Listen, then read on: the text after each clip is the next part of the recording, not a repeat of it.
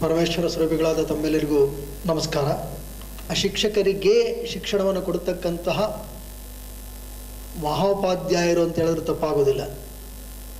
ಅವರೇ ಡಾಕ್ಟರ್ ಗುರುರಾಜ ಕರಜಗಿ.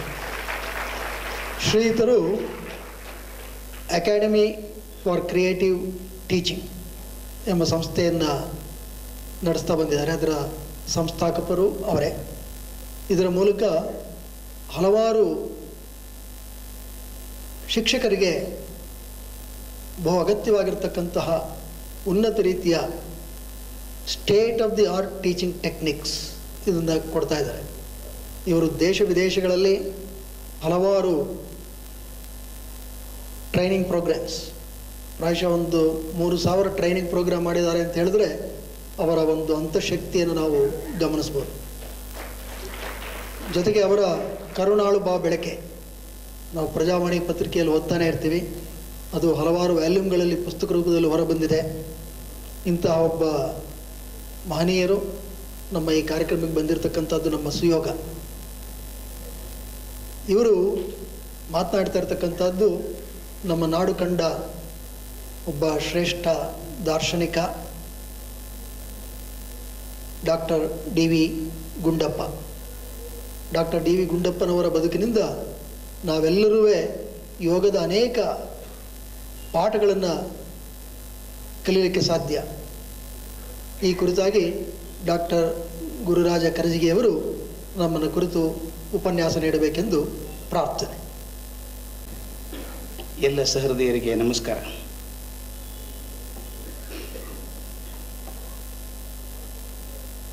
ಯೋಗ ಮಂದಿರದ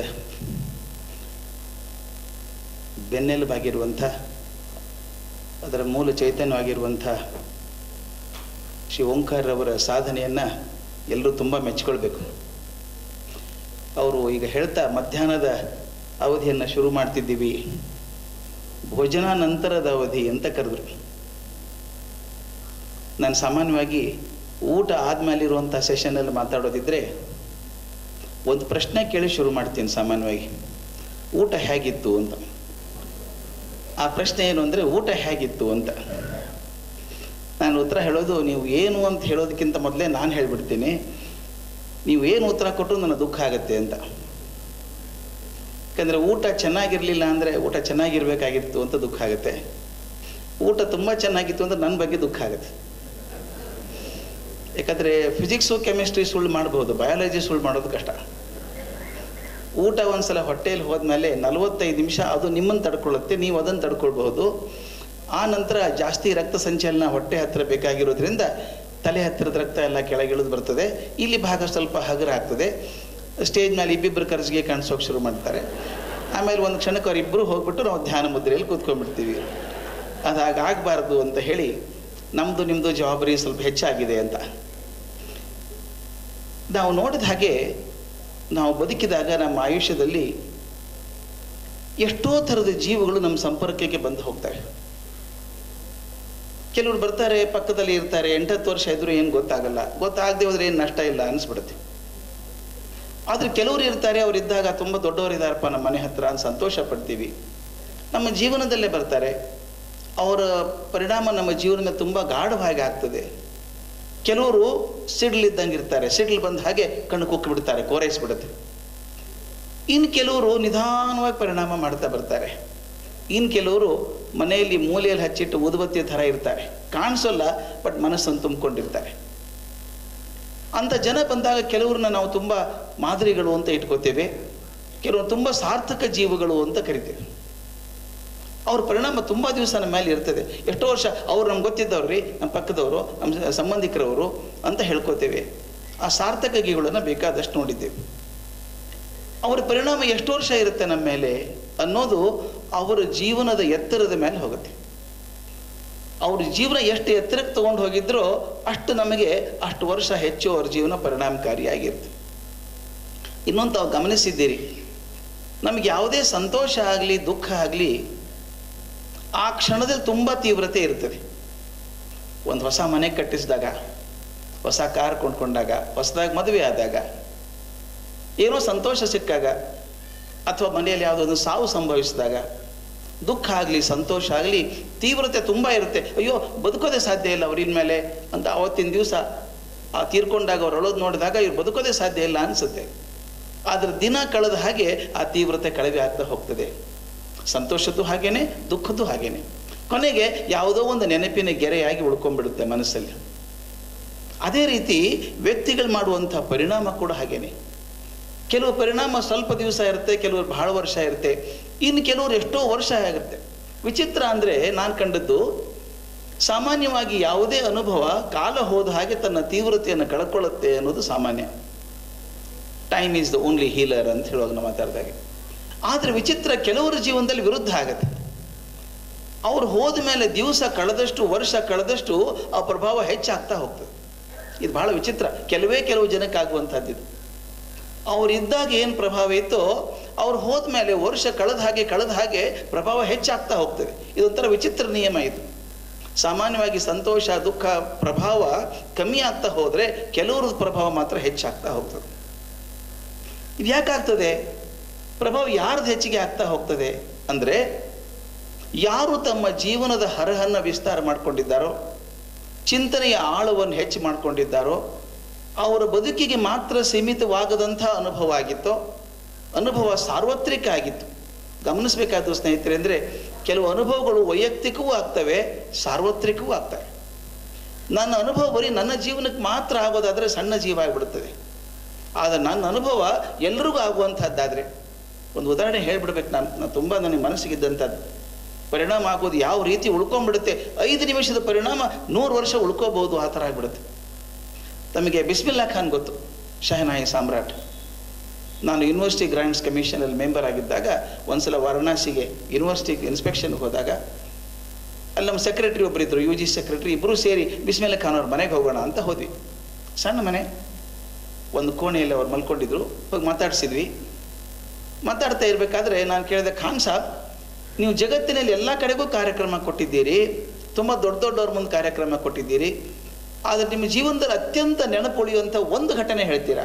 10 ಬೇಡ ನನಗೆ, ಒಂದು ಅತ್ಯಂತ ಉಳ್ಕೊಂಡು ಮನಸ್ಸು ಗಾಢವಾಗಿ ಉಳ್ಕೊಂಡಂಥ ಒಂದು ಅನುಭವ ನನಗೆ ಹೇಳ್ತೀರಾ ಅಂದೆ. ಅಂದ ತಕ್ಷಣ ಹಿಂಗೆ ನೋಡಿದ್ರೆ, ನಾನು ಆಗಲೇ ವಯಸ್ಸಾಗಿತ್ತು, 80-82 ವರ್ಷ ಆಗಿರಬೇಕು. ನೋಡಿಬಿಟ್ಟು, ಅಚ್ಚಾ ಬೇಟ 1 ಮಿನಿಟ್ ಹೇರೋ, 1 ನಿಮಿಷ ನಿಂತ್ಕೊಂಡ್ರು. ಮೂಲೆ ಒಂದೊಂದು ಕಬ್ಬಣ ಕಪಾಟು, ಗಡ ಸಪ್ಪಳ ಮಾಡುವಂಥ ಹಳೆಯ ಕಪಾಟು, ಅದನ್ನು ತೆಗೆದ್ರು. ಅದರೊಳಗೆ ಒಂದು ಸಣ್ಣ ಲಾಕರ್ ಇತ್ತು. ಆ ಲಾಕರ್ ತೆಗೆದ್ರು. ಅದರೊಳಗಿಂದ ಒಂದು ಪ್ಲಾಸ್ಟಿಕ್ ಚೀಲ ತಗೊಂಡ್ರು. ಪ್ಲಾಸ್ಟಿಕ್ ಚೀಲದಲ್ಲಿ ಅದು ಬಟ್ಟೆ ಇತ್ತು. ಅದನ್ನು ಕೈಯಲ್ಲಿ ಹಿಡ್ಕೊಂಡು, ಪ್ಲಾಸ್ಟಿಕ್ ಚೀಲ ಹಿಡ್ಕೊಂಡು ನನ್ನ ಭುಜ ಹಿಡಿದು ಎಳ್ಕೊಂಡು ಹೋದ್ರು. ಬಾಯಿಲೆ ಅಂತ ಮನೆ ಬಾಗಿಲವರೆಗೆ ಕರ್ಕೊಂಡು ಹೋಗಿ, ಆ ಬಾಗಿಲಿಗೆ ಬೆಳಕು ಬರ್ತಾ ಇತ್ತಲ್ಲ, ಬಿಸಿಲು, ಅದು ಮುಂದೆ ನಿಂತ್ಕೊಂಡು ಹೇಳ್ತಾರೆ, ಅದು ನೋಡಿದ್ರೆ ಒಳಗಡೆ ಪ್ಲಾಸ್ಟಿಕ್ ಚೀಲದೊಳಗೆ ಏನಿದೆ ಅಂದರೆ, ಈ ಶಹನಾಯಿ ವಾದಕರು ಆ ಕುರ್ತಾ ಮೇಲೆ ಜಾಕೆಟ್ ಹಾಕೋತಾರೆ. ಆ ಜಾಕೆಟ್ ಮಡಚಿಟ್ಟಿದ್ದಾರೆ ಅದರೊಳಗೆ. ಅದನ್ನು ಹೀಗೆ ಮಂಜುಗಣ್ಣಿಂದ ನೋಡ್ತಾ ಒಂದು ಕಡೆ ಬೆರೆಟ್ಟು, ಇದ್ರಿದೇಕೋ ಗಾಂಧೀಜಿ ಹಾತ್ರ ಖೇತೆ ಅಂದರು. ಇಲ್ಲೇ ನೋಡಿ ಗಾಂಧೀಜಿ ಕೈ ಇಟ್ಟದ್ದು ಅಂದರು. ನಾನು ಏನಿದು ಅಂತ ಕೇಳಿದೆ. ಅವ್ರು ಹೇಳಿದ್ದು 1939ರಲ್ಲಿ ಒಂದು ಕಾರ್ಯಕ್ರಮ ಕೊಟ್ಟರಂತೆ. ಬಿಸ್ಮಿಲ್ಲಾ ಖಾನ್ ಗಾಂಧಿಯವರಿದ್ದರಂತೆ, ತುಂಬ ಮೆಚ್ಕೊಂಡ್ರಂತೆ. ಒಂದು ಹೆಗಲ್ ಮೇಲೆ ಇಟ್ಟು, ಹೆಗಲ್ ಮೇಲೆ ಕೈ ಇಟ್ಟು, ಬಹುತ್ ಅಚ್ಚಾ ಅಂತ ಹೋದ್ರಂತೆ. ಅವ್ರು ಕೈ ಇಟ್ಟಿದ್ದು ಬಹುಶಃ 5 ಸೆಕೆಂಡ್ ಇಟ್ಟಿರ್ಬೋದು, 10 ಸೆಕೆಂಡ್ ಇಟ್ಟಿರ್ಬೋದು. ಆದರೆ ಬಿಸ್ಮಿಲ್ಲಾ ಖಾನ್ಗೆ ಒಂದು ರೋಮಾಂಚನಾಗಿ ಕೈ ಇಟ್ಟಿದ್ದಾರಲ್ಲ ಗಾಂಧೀಜಿ ಅಂತ ಹೇಳಿ, ಆ ಜಾಕೆಟ್ ಅಂದ ತಕ್ಷಣ ಮಡಚಿ ಪ್ಲಾಸ್ಟಿಕ್ ಚೀಲದಲ್ಲಿ ಹಾಕಿ ಬೇರೆಯವ್ರು ಮುಟ್ಟಿದ್ರೆ ಎಲ್ಲಿ ಮೈಲಿಗೆ ಆಗ್ತದೆ ಅನ್ನೋ ಥರ ಕಾಪಾಡ್ಕೊಂಡು ಬಂದಿದ್ದಾರೆ. 39ನೇ ಇಸ್ವಿಯಲ್ಲಿ 5 ಸೆಕೆಂಡ್ ಇಟ್ಟಂಥ ಕೈಯನ್ನು ಅದನ್ನು ಅಮೃತಗಳಿಗೆ ಮಾಡ್ಕೊಂಡು ಇಟ್ಕೊಂಡಿದ್ದಾರೆ. ಅವ್ರು ಹೇಳ್ತಾರೆ, ನನ್ನ ಜೀವನದ ಅತ್ಯಂತ ಶ್ರೇಷ್ಠ ಘಟನೆ ಅಂದರೆ ಗಾಂಧೀಜಿ ನನ್ನ ಹೆಗಲ್ ಮೇಲೆ ಕೈ ಇಟ್ಟು ಬಹುತ್ ಅಚ್ಚಾ ಅಂದದ್ದು ಅಂತ. ಇದು ನೋಡಿ ಪರಿಣಾಮ ಹೇಗಿದೆ ಅಂತ. ಒಂದು ಕ್ಷಣದ ಪರಿಣಾಮ ಅಮೃತ ಆಗಿಬಿಡುತ್ತದೆ. ಇನ್ನು ಕೆಲವರು ಪಕ್ಕದಲ್ಲೇ 20 ವರ್ಷ ಇದ್ರು, ಹೌದಾ ಇದ್ರ ಅವರು ಗೊತ್ತಾಗಲಿಲ್ಲ ಬಿಡು ಅನ್ನೋ ಹಾಗಿರ್ತೀವಿ ನಾವು. ಅದು ನಾನು ಹೇಳಿದಾಗೆ ಕೆಲವರು ಪ್ರಭಾವ ಹೆಚ್ಚಾಗ್ತಾ ಹೋಗ್ತದೆ ವರ್ಷ ಹೆಚ್ಚಾದಾಗೆ ಅಂತ. ಅದು ಸಮಾಜಕ್ಕೆ ಎಷ್ಟು ಕೊಟ್ಟರು, ಸಮಾಜಕ್ಕೆ ಎಷ್ಟು ಕಾಣಿಕೆ ಕೊಟ್ಟರು ಅನ್ನೋದ್ರ ಮೇಲೆ ಅವರ ಪರಿಣಾಮ ಹೆಚ್ಚು ಕಾಲ ಬದುಕಿರುವಂಥದ್ದು. ಅಂಥವ್ರೊಳಗೆ ಕೆಲವ್ರ ಹೆಸರು ಪುನರುಕ್ತಿ ಆದರೂ ಅಡ್ಡಿ ಇಲ್ಲ, ಹೇಳಿಬಿಡ್ತೇನೆ ಒಂದು ವಿಷಯ. ನಾನು ಕಾಲೇಜಲ್ಲಿ ಪಾಠ ಮಾಡ್ತಿರ್ಬೇಕಾದ್ರೆ ಹುಡುಗರಿಗೆ ಕೇಳಿದ್ದೆ ಒಂದು ಸಲ, ನಿಮ್ಮ ಅಜ್ಜನ ಹೆಸರು ಎಷ್ಟು ಮಂದಿಗೆ ಗೊತ್ತು ಅಂತ. ಅವರಂದರು, ಕೆಮಿಸ್ಟ್ರಿಗೂ ಅಜ್ಜಿಗೆ ಹೆಸರು ಸಂಬಂಧ ಏನು? ಅದ್ರ ಮೇಷ್ಟ್ರು ಕೇಳಿದ್ರೆ ಹೇಳಬೇಕಲ್ಲ. ಎಲ್ಲರೂ ಕೈ ಎತ್ತಿದ್ರು. ಅಡ್ಡಿ ಇಲ್ಲ, ಎಲ್ರಿಗೂ ಹೆಸರು ಗೊತ್ತಿದೆ ಅಜ್ಜಂದು. ನಿಮ್ಮ ಅಜ್ಜನ ತಂದೆ ಹೆಸರು ಎಷ್ಟು ಮಂದಿಗೆ ಗೊತ್ತು ಅಂದೆ.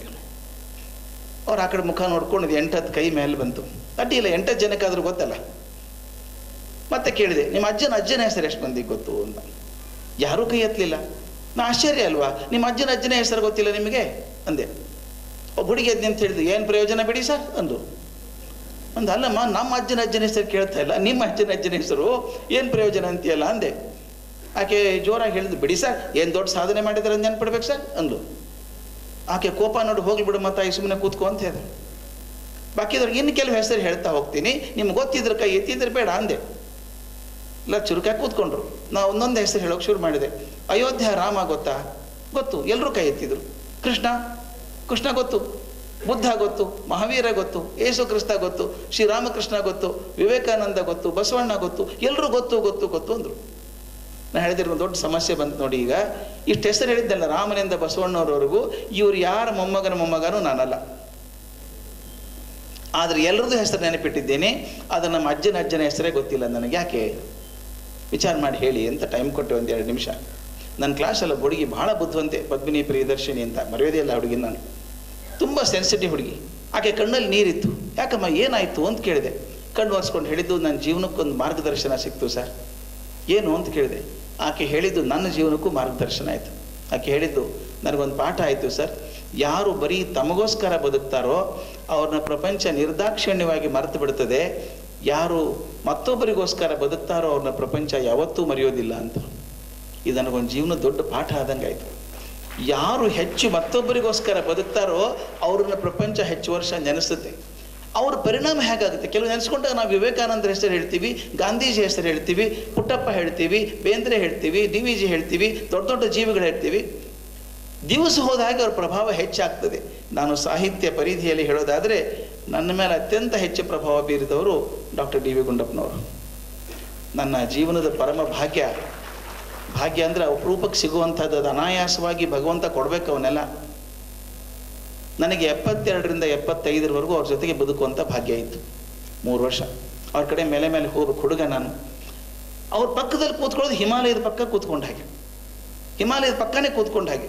ಅದು ಏನು ವಿಚಿತ್ರ, ಯಾವ ಕಾಂಬಿನೇಷನ್, ಅದು ಏನು ಹೇಳೋಕ್ಕೆ ಸಾಧ್ಯ ಇಲ್ಲ. ಡಿವಿಷನ್ ವರ್ಣನೆ ಮಾಡೋಕ್ಕೂ ಸಾಧ್ಯ ಇಲ್ಲ. ಹಿಮಾಲಯ ಪರ್ವತ ಅದು ಆರೋಹಿಗಳಿಗೆ ಚೆನ್ನಾಗಿರ್ತದೆ, ಅಂಜುಬುರ್ಕರಿಗೆ ಹೆದರಿಕೆ ಬರುತ್ತೆ ಹಿಮಾಲಯ ಕಂಡ್ರೆ. ಹತ್ತಬೇಕಾದ್ರೆ ಕಷ್ಟ, ಎದೆ ನಡುಗುತ್ತೆ, ಕಾಲು ನಡುಗುತ್ತೆ, ಬಿದ್ದು ಹೋಗ್ತೀನಿ ಅನಿಸುತ್ತೆ. ಆದರೆ ಹತ್ತಿ ಉಸಿರು ಬಿಗಿ ಹಿಡಿದ ಮೇಲೆ ಹೋದಾಗ ಎತ್ತರ ದೃಶ್ಯ ಕಾಣಿಸುತ್ತೆ, ಇನ್ನೂ ಮೇಲೆ ಹೋದಾಗ ಇನ್ನೂ ಎತ್ತರ ಕಾಣಿಸುತ್ತೆ, ಮೇಲೆ ಹೋದಾಗ ಸೌಂದರ್ಯ ಅಪ್ಕೊಳ್ಳುತ್ತೆ ನಮ್ಮನ್ನು. ಹಾಗೆ DVG ಅವ್ರು ನೋಡ್ತಾ ಇದ್ದಾಗ ಪ್ರತಿ ಕ್ಷಣಕ್ಕೂ ಒಂದು ಬೇರೆ ಮುಖ, ಪ್ರತಿಯೊಂದು ಬೇರೆ ಮುಖ. ಅದಕ್ಕೊಂದ್ಸಲ ಅವರಿಗೆ ತಮಾಷೆ ಮಾಡಿ ಹೇಳಿದ್ದೆ, ನೀವೊಂಥರ ನಮ್ಮ ಈ ಬೆಟ್ಟ ಇದೆಯಲ್ಲ, ಶಿವಗಂಗೆ ಬೆಟ್ಟ ಇದ್ದಂಗೆ ಅಂತ. ಯಾಕ್ರಿ ನನ್ನ ಬೆಟ್ಟಕ್ಕೆ ಹೋಲಿಸ್ತೀರಿ ನೀವು ಅಂದರು. ಅದೇ ಬೆಂಗಳೂರಿಂದ ತುಮಕೂರು ಕಡೆ ಹೋಗ್ತಿರ್ಬೇಕಾದ್ರೆ ಒಂದು ಹಂತಕ್ಕೆ ಅದು ಬಸವನ ಥರ ಕಾಣಿಸುತ್ತೆ, ಬಸವಣ್ಣ ಕೂತಂಗೆ ಕಾಣಿಸುತ್ತೆ. ಮುಂದೆ ಹೋದರೆ ಈಶ್ವರಲಿಂಗ ಕಣ್ಣಂಗೆ ಕಾಣುತ್ತೆ. ಅದು ಈಶ್ವರಲಿಂಗವೂ ಅಲ್ವಾ, ಬಸವಣ್ಣನೂ ಅಲ್ಲ, ಗುಡ್ಡ ಅದು. ನೀವು ನೋಡೋ ದೃಷ್ಟಿಯಿಂದ ಕಾಣುತ್ತೆ. ಈ ದೃಷ್ಟಿಯಿಂದ ಹೀಗೆ ಕಂಡ್ರೆ ಆ ದೃಷ್ಟಿಯಿಂದ ಹಾಗೆ ಕಾಣುತ್ತೆ. ನೀವು ಯಾವ ದೃಷ್ಟಿಯಿಂದ ನೋಡಿದ್ರೆ ಬೇರೆನೇ ಕಾಣಿಸ್ತೀರಲ್ಲ. ಅವ್ರು ಹೇಳಿದ್ರು, ನೀವು ನೋಡೋ ದೃಷ್ಟಿ ಮೇಲಿದೆ, ನಾನೇನು ಮಾಡಲಿ ಅಂದರು. ನೀವು ಯಾವ ದೃಷ್ಟಿಯಿಂದ ನೋಡ್ತೀರ ಹಂಗೆ ಕಾಣಿಸುತ್ತೆ. ಇದು ಪ್ರತಿಯೊಬ್ಬ ಮನುಷ್ಯನಿಗೂ ಆಗುವಂಥದ್ದು. ನಾನು ಕೆಮಿಸ್ಟ್ರಿ ವಿದ್ಯಾರ್ಥಿ ಆದ್ದರಿಂದ ಒಂದು ಹೇಳಬೇಕು, ನಾನು ಯಾವ ಜೀವನಕ್ಕೆ ಹೆಚ್ಚು ಮುಖಗಳಿದ್ದಾವೋ ಅವು ಹೆಚ್ಚು ಸಾರ್ವತ್ರಿಕ ಆಗ್ತವೆ ಅಂತ. ಕೆಲವು ನೊಬೆಲ್ ಪ್ರಶಸ್ತಿ ವಿಜೇತರನ್ನು ಕಾಣುವ ಭಾಗ್ಯ ನನಗಿತ್ತು. ಒಬ್ಬರ ಜೊತೆ ಕೆಲಸನೂ ಮಾಡಿದ್ದೇನೆ ನಾನು. ಅಶೋಕ ವೃಕ್ಷ ಇದ್ದಂಗೆ ಒಂದು ಕ್ಷೇತ್ರದಲ್ಲಿ ತುಂಬ ದೊಡ್ಡ ಸಾಧನೆ ಮಾಡಿ ಒಂದೇ ದಿಕ್ಕಿಗೆ ಹೋಗುವಂಥದ್ದು. ಆದರೆ DVG ಅಂದರೆ ಅಶ್ವತ್ಥ ವೃಕ್ಷ ಇದ್ದ ಹಾಗೆ, ಎಲ್ಲ ಮತಗಳು ಹಬ್ಕೊಳ್ಳೋ ಹಾಗೆ, ಎಲ್ಲ ಕಡೆ ಹಬ್ಕೊಳ್ಳೋ ಹಾಗೆ. ಯಾವುದರಲ್ಲಿ ನೋಡ್ತೀರಿ ಅವ್ರನ್ನ? ಸಾಹಿತ್ಯ ನೋಡ್ತೀರಾ, ಸಂಗೀತ ನೋಡ್ತೀರಾ, ರಾಜಕಾರಣ ನೋಡ್ತೀರಾ, ವಾಗ್ಮಿತೆ ನೋಡ್ತೀರಾ, ಬರಹದಲ್ಲಿ ನೋಡ್ತೀರಾ, ಅಧ್ಯಾತ್ಮದಲ್ಲಿ ನೋಡ್ತೀರಾ, ಸಂಸ್ಕೃತ ಜ್ಞಾನದಲ್ಲಿ ನೋಡ್ತೀರಾ, ರಾಜಕೀಯದ ಬಗ್ಗೆ ಬರೆದದ್ರ ಬಗ್ಗೆ ನೋಡ್ತೀರಾ, ಸಾಮಾಜಿಕ ಕಳಕಳಿ ಬಗ್ಗೆ, ಸಮಾಜ ಸುಧಾರಣೆ ಬಗ್ಗೆ, ಜನರ ಜೊತೆಗೆ ವ್ಯವಹಾರ ಮಾಡುವಂಥ ರೀತಿ ಬಗ್ಗೆ, ಪ್ರತಿಯೊಂದರಲ್ಲೊಂದು ಬೇರೆ ಮುಖ. ನಮ್ಮ ಕೆಮಿಸ್ಟ್ರಿಯಲ್ಲಿ ಒಂದು ಮಾತು ಬರ್ತಿದೆ, ರೆಸೊನೆನ್ಸ್ ಅಂತ. ರೆಸೊನೆನ್ಸ್ ಅಂದರೆ ಯಾವುದೇ ಒಂದು ವಸ್ತು ಹೆಚ್ಚು ರೀತಿಯಲ್ಲಿ ಬದುಕಿದ್ರೆ ಅದಕ್ಕೆ ಸ್ಥಿರತೆ ಬರುತ್ತೆ ಅಂತ. ಒಂದು ಸಮಯ ಉದಾಹರಣೆ ಹೇಳ್ತೀನಿ, ನೆನಪಿಲ್ಲದೆ ಹೋದರೆ ನಷ್ಟ ಇಲ್ಲ. ಬೆನ್ಸೀನ್ ಅಂತ ಒಂದು ಕಂಪೌಂಡ್ ಇದೆ, ಅದು ದ್ರವರೂಪ, ಬೆನ್ಸೀನ್ ಅಂತ ಇದೆ. ಅದರ ಫಾರ್ಮುಲಾ ನೋಡಿದರೆ C6H6 ಅಂತ ಫಾರ್ಮುಲಾ ನೋಡಿದರೆ ಅದು ಇರಲೇಬಾರ್ದು, ಇರೋಕ್ಕೆ ಸಾಧ್ಯ ಇಲ್ಲ. ಅದರ ದ್ರವರೂಪದಲ್ಲಿದೆ, 80 ಡಿಗ್ರಿ ಕುದೀತದೆ ಅದು. ಅದು ಗಟ್ಟಿ ಹೆಂಗಾಯ್ತು? ಅದು ಅಷ್ಟೇ ಗಟ್ಟಿ ಆಯಿತು, ಇರಬಾರ್ದು. ಅದು ಫಾರ್ಮುಲಾ ನೋಡಿದರೆ ಬದುಕೋಕ್ಕೆ ಸಾಧ್ಯ ಇಲ್ಲ.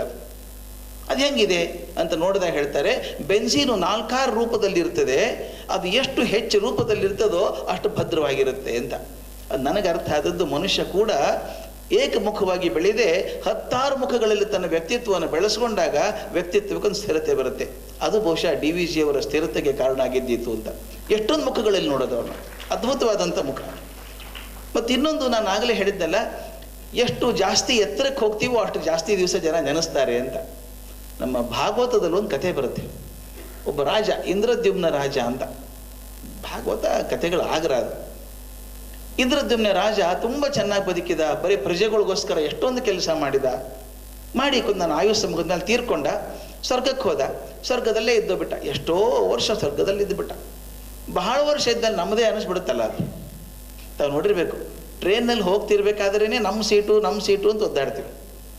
ಸ್ವರ್ಗದಲ್ಲಿ ಬಹಳ ವರ್ಷ ಇದ್ಬಿಟ್ಟಲ್ಲ, ನನಗೆ ಸ್ವರ್ಗ ಅಂದ್ಕೊಂಡ. ಒಂದು ದಿವಸ ಇಂದ್ರ ಬಂದು ಹೇಳಿದಂತೆ, ನೋಡಪ್ಪ ನಾಳೆ ಮುಗೀತು ನಿಂದು ರಿಸರ್ವೇಷನ್ ಮುಗೀತು, ವಾಪಸ್ ಭೂಮಿಗೆ ಹೋಗಬೇಕು ಅಂದ. ಅವನೊಂದು, ನಾನು ಪರ್ಮನೆಂಟ್ ಇರ್ತೀನಿ ಅಂದ್ಕೊಂಡಿದ್ದೆ, ಎಷ್ಟೊಂದು ಕೆಲಸ ಮಾಡಿದ್ದೀನಿ ಜನರಿಗೋಸ್ಕರ, ವಾಪಸ್ ಯಾಕೆ ಹೋಗಬೇಕು ಅಂದ. ಇಂದ್ರ ಹೇಳಿದ, ನಮ್ಮ ಒಂದು ಸಿಂಪಲ್ ಫಾರ್ಮುಲಾ ಇದೆ ಸ್ವರ್ಗದಲ್ಲಿ. ನೀ ಒಳ್ಳೆ ಕೆಲಸ ಮಾಡಿದ್ದೆ ನೀನು ಹೇಳ್ತೀಯಲ್ಲ, ನೀನು ಒಳ್ಳೆ ಕೆಲಸ ಮಾಡಿದ್ದನ್ನು ಭೂಮಿ ಮೇಲೆ ಯಾರಾದರೂ ಒಂದು ಪ್ರಾಣಿಯಾದರೂ ನೆನೆಸ್ತಿದ್ರೆ ನೀನು ಸ್ವರ್ಗದಲ್ಲಿ ಇರ್ಬೋದು. ಎಲ್ಲಿವರೆಗೂ ಜನ ನೀನು ನೆನೆಸ್ತಾರೋ ಮಾಡಿದ್ದನ್ನು, ಅಲ್ಲಿವರೆಗೂ ಸ್ವರ್ಗದಲ್ಲಿರೋಕ್ಕೆ ಅಧಿಕಾರ ಇದೆ ನಿನಗೆ. ಯಾವತ್ತು ನೀನು ನೆನೆಸೋರು ಒಬ್ಬರು ಇಲ್ಲ ಅಂತ ಆಯಿತೋ, ನೀನು ಸ್ವರ್ಗದ ಅವಧಿ ಮುಗಿತು, ವಾಪಸ್ ಹೋಗಬೇಕು ಅಂತ. ಅವನೊಂದು ಸ್ವಲ್ಪ ಟೈಮ್ ಕೊಡಪ್ಪ, ನೋಡ್ಕೊಂಬರ್ತೀನಿ, ಇರಬೇಕು, ಅಷ್ಟೊಂದು ಕೆಲಸ ಮಾಡಿದ್ದೀನಿ, ನನ್ನ ತೀರಾ ಮರೆಯೋರಿದ್ದಾರೆ ಯಾರಾದರೂ ಅಂತ. ಹೋಗ್ಬಾ, ಪರ್ಮಿಷನ್ ಕೊಡ್ತೀನಿ ಅಂದ. ತನ್ನ ಊರಿಗೆ ಬಂದ ವಾಪಸ್. ಅವನು ಬರೋ ಹೊತ್ತಿಗೆ ಆ ರಾಜ್ಯ ಎಲ್ಲ ಪೂರ್ತಿ ಬದಲಾಗಿ ಹೋಗಿದೆ. ನಮಗೆ ಬೆಂಗಳೂರು ಗುರ್ತತ್ತಲ್ಲ 6 ತಿಂಗಳ ಮೇಲೆ ಬಂದರೆ. ಅವನು ಅಷ್ಟು ವರ್ಷ ಇದ್ನಲ್ಲ ಸ್ವರ್ಗದಲ್ಲಿ, ಬಂದ ತನ್ನ ಊರಿಗೆ ಗುರ್ತತ್ತಾ ಇಲ್ಲ. ಹೋಗಿ ಕೇಳ್ತಾರೆ, ಇಂದ್ರದ್ಯುಮ್ನ ಗೊತ್ತಿಲ್ಲ ಅಂದ್ರು. ಯಾರು ಗೊತ್ತಿಲ್ಲ ಅಂದ್ರು. ಊರಲ್ಲಿ ಅತ್ಯಂತ ಹಣ್ಣು ಮುದುಕ ಯಾರು ಅಂತ ಕೇಳಿದ. ಒಬ್ಬ 100 ವರ್ಷದವನಿದ್ದ. ಅವನು ಹೋಗಿ ಕೇಳಿದಂತ, ಅಜ್ಜ ಇಂದ್ರದ್ಯುಮ್ನ ರಾಜ ಗೊತ್ತಾ? ಇಲ್ಲ, ರಾಜ ಇದ್ದಲ್ಲ ಅಂತ. ಇಂದ್ರದ್ಯುಮ್ನ ಅಂತ, ನನಗೇನು ಗೊತ್ತಿಲ್ಲಪ್ಪ, ಹೆಸರೇ ಕೇಳಿಲ್ಲ ಅಂದವನು. ಅಯ್ಯೋ ಗತಿ, ಅಷ್ಟು ವರ್ಷ ಆಗೋಯ್ತಾ, ನಿನಕ್ಕಿಂತ ವಯಸ್ಸಾದವ್ರು ಯಾರಾದರೂ ಇದ್ದಾರಾ ಇಲ್ಲಿ ಅಂತ ಕೇಳಿದ. ಅವನು ಹೇಳಿದಂತೆ, ನನ್ನ ಮನುಷ್ಯರಂತೂ ಯಾರೂ ಇಲ್ಲಪ್ಪ ನನಗಿಂತ ಹೆಚ್ಚಿಗೆ, ಆದರೆ ಊರು ಹೊರಗೆ ಒಂದು ಗೂಬೆ ಇದೆ, ಅದೇನು ಬಹಳ ಹಳೆಯದಂತೆ, ಕೇಳ್ಕೊ ಹೋಗು ಅಂದ. ಇವನು ಗೂಬೆ ಹತ್ರ ಹೋದಂತೆ, ನೋಡಪ್ಪ ನಿನಕ್ಕಿಂತ ಹಳಬರು ಯಾರಿಲ್ಲ ಇಲ್ಲಿ, ಇಂದ್ರದ್ಯುಮ್ನ ರಾಜ ಗೊತ್ತಾ ನಿನಗೆ ಅಂತ. ಇಂದ್ರದ್ಯುಮ್ನ ಅಂತ ನಾನೇನು ಕೇಳಿಲ್ಲಪ್ಪ, ನನಗೆ ಗೊತ್ತೇ ಇಲ್ಲ, ನಾನು ಭಾಳ ಹಳಬ ಇಲ್ಲಿ, ಕೇಳೇ ಇಲ್ಲ ಅಂದ. ಅಯ್ಯೋ ಇವನು ಕೇಳಿ, ನೀನು ಯಾರಿದೆ, ನಿನಕ್ಕಿಂತ ವಯಸ್ಸಾದವ್ರು ಯಾರಾದ್ರು ಇದ್ದಾರೆ ಒಬ್ಬರು ಅಂತ ಕೇಳಿದಂತೆ. ಕಥೆಗಳು ಎಷ್ಟು ಚಂದ ನೋಡಿ. ಅದು ಹೇಳುತ್ತೆ ಗೂಬೆ, ನನಗಿಂತ ವಯಸ್ಸಾದವನು ಒಬ್ಬ ಇರೋದು. ಒಂದು ಆಮೆ ಇದೆ, ಊರು ಹೊರಗೆ ಒಂದು ಕೆರೆ ಇದೆ, ಆ ಕೆರೆಯಲ್ಲಿ ಒಂದು ಆಮೆ ಇದೆ, ಅದಕ್ಕಿಂತ ಹಳಬರಿ ಏರಿಯಾದಲ್ಲಿ ಯಾರ್ಯಾರು ಬದುಕಿರೋಕ್ಕೆ ಸಾಧ್ಯ ಇಲ್ಲ, ಅವಾಗೇನಾದ್ರೂ ಗೊತ್ತಿರಬೇಕು ಹೋಗು ಅಂತ. ಇವನು ಅಲ್ಲಿ ಹೋಗ್ತಾನೆ, ದಂಡೆ ಮೇಲೆ ಕೂತು ಕರಿತಾನೆ. ಎಷ್ಟೊತ್ತಿನ ಮೇಲೆ ಆ ಮುದಿ ಆಮೆ ಬರುತ್ತೆ. ಇಂದ್ರದ್ಯುಮ್ನ ರಾಜ ಗೊತ್ತಾ ನಿನಗೆ ಅಂತ ಕೇಳ್ತಾನೆ ಅವನು. ಆಮೆ ಹೇಳುತ್ತೆ, ಗೊತ್ತು, ನನಗೆ ಕೇಳಿದ್ದೀನಿ, ನಮ್ಮ ಅಜ್ಜ ಹೇಳ್ತಾ ಇದ್ದ. ಆಮೆ ಹೇಳುತ್ತೆ, ನಮ್ಮ ಅಜ್ಜ ಹೇಳ್ತಾ ಇದ್ದ, ಇಂದ್ರದ್ಯುಮ್ನ ಅಂತ ರಾಜ ಇದ್ದ, ಅವನೇ ಕಟ್ಸಿದ ಕೆರೆ ಅಂತೆ ಇದು ಅಂತ. ಇಂದ್ರದ್ಯುಮ್ನ ಹೇಳ್ದ, ಸುಳ್ಳು ಹೇಳಿದ ನಿಮ್ಮ ಅಜ್ಜ, ನಾ ಕಟ್ಸಿಲ್ಲ ಕೆರೆ, ಇದನ್ನು ನಾ ಕಟ್ಸಿಲ್ಲ ಅಂದ. ನಿನಗೆ ಗೊತ್ತಿಲ್ಲ ಅಂದವನು. ನಮ್ಮ ಅಜ್ಜ ಏನು ಹೇಳ್ತಿದ್ದೆ ಗೊತ್ತಾ, ಇಂದ್ರದ್ಯುಮ್ನ ಕಟ್ಸಿದ್ದಲ್ಲ, ದಿನ ಅವನು ಗೋದಾನ ಮಾಡ್ತಾ ಇದ್ದ, 10,000 ಗೋದಾನ ಮಾಡ್ತಾ ಇದ್ದ. ಆ ಗೋಗಳನ್ನು ಊರಿನ ಹೊರಗೆ ತೊಗೊಂಡು ಹೋದಾಗ ಅವಕ್ಕೆ ಭಯ ಆಗ್ತಿತ್ತು, ಊರಿನ ಹೊರಗೆ ಹೋಗ್ತೀವಲ್ಲ ಅಂತ.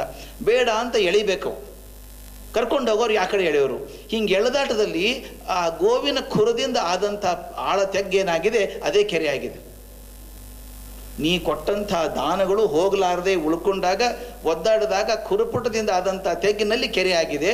ಕೆರೆಯಲ್ಲಿ ನಾವು ಅಷ್ಟು ವರ್ಷ ಬದುಕಿದ್ದೀವಿ. ಆದ್ದರಿಂದ ಈ ಖುರುಪುಟದಿಂದ ಆದಂಥ ಕೆರೆ ಅವನು ದಾನದಿಂದ ಬಂದದ್ರಿಂದ ಇಂದ್ರದ್ಯುಮ್ನ ರಾಜ ನನಗೆ ಗೊತ್ತು ಅಂತ ನಮ್ಮ ಅಜ್ಜ ಹೇಳ್ತಿದ್ದ ಅಂತ. ಸ್ವಲ್ಪ ಸಮಾಧಾನ ಆಯ್ತು ಇವನಿಗೆ, ಇಂದ್ರದ್ಯುಮ್ನ ಹೆಸರಾದರೂ ಗೊತ್ತಲ್ಲ ಅಂತ. ಅಷ್ಟೊಳಗೆ ಅವನ ಹೆಗಲ ಮೇಲೆ ಯಾರೋ ಕೈ ಇಟ್ಟಂಗೆ ಆಯ್ತಂತೆ. ತಿರುಗಿ ನೋಡಿದ್ರೆ ಇಂದ್ರ ಇದ್ದಂತೆ. ಬಾಪ, ಇನ್ನೂ ಜಾಗ ಇದೆ ನಿನ್ನ ಮೇಲೆ ಸ್ವರ್ಗದಲ್ಲಿ, ನೆನೆಸೋರೊಬ್ರು ಇದ್ದಾರಲ್ಲ, ಅಲ್ಲಿ ತನಕ ಬಾ ಅಂತ ಕರ್ಕೊಂಡು ಹೋದಂತೆ. ಕಥೆ ನನಗೆ ತುಂಬ ಸಾಂಕೇತಿಕವಾಗಿ ಮತ್ತು ಒಂಥರ ಸಂಕೇತಿಕವಾಗಿ ಅಲ್ಲದೇ ಒಂದು ಯಾವುದೋ ಒಂದು ಅರ್ಥಗರ್ಭಿತವಾದದ್ದು ಅನಿಸುತ್ತೆ ನನಗೆ. ನಾವು ಮಾಡಿದಂಥ ಜೀವನದ ಪ್ರಯೋಜನ ಯಾರಿಗಾದರೂ ಒಬ್ಬರಿಗಾದರೂ ಆಗ್ತಾ ಇದ್ರೆ ಬದುಕಿದ್ದು ಸಾರ್ಥಕ ಆಯಿತು ಅಂತ. ಹಾಗೆ ಬದುಕಿದ್ದಂಥ ಮಹಾನುಭಾವರಲ್ಲಿ ನಾನು ಕಂಡದ್ದು DVG ಅವರನ್ನು ಅಂತ ಹೇಳಬೇಕು. ಅದರ ಬಗ್ಗೆ ನಮ್ಮ ನೀಲತ್ತಳ್ಳಿ ಕಸ್ತೂರಿ ಬರೀತಾರೆ, ಅದನ್ನು ನಾನು ಹೇಳಿಬಿಡ್ಬೇಕು, ಅವ್ರು ಬರೆದದ್ದೇ ಹೇಳಬೇಕು.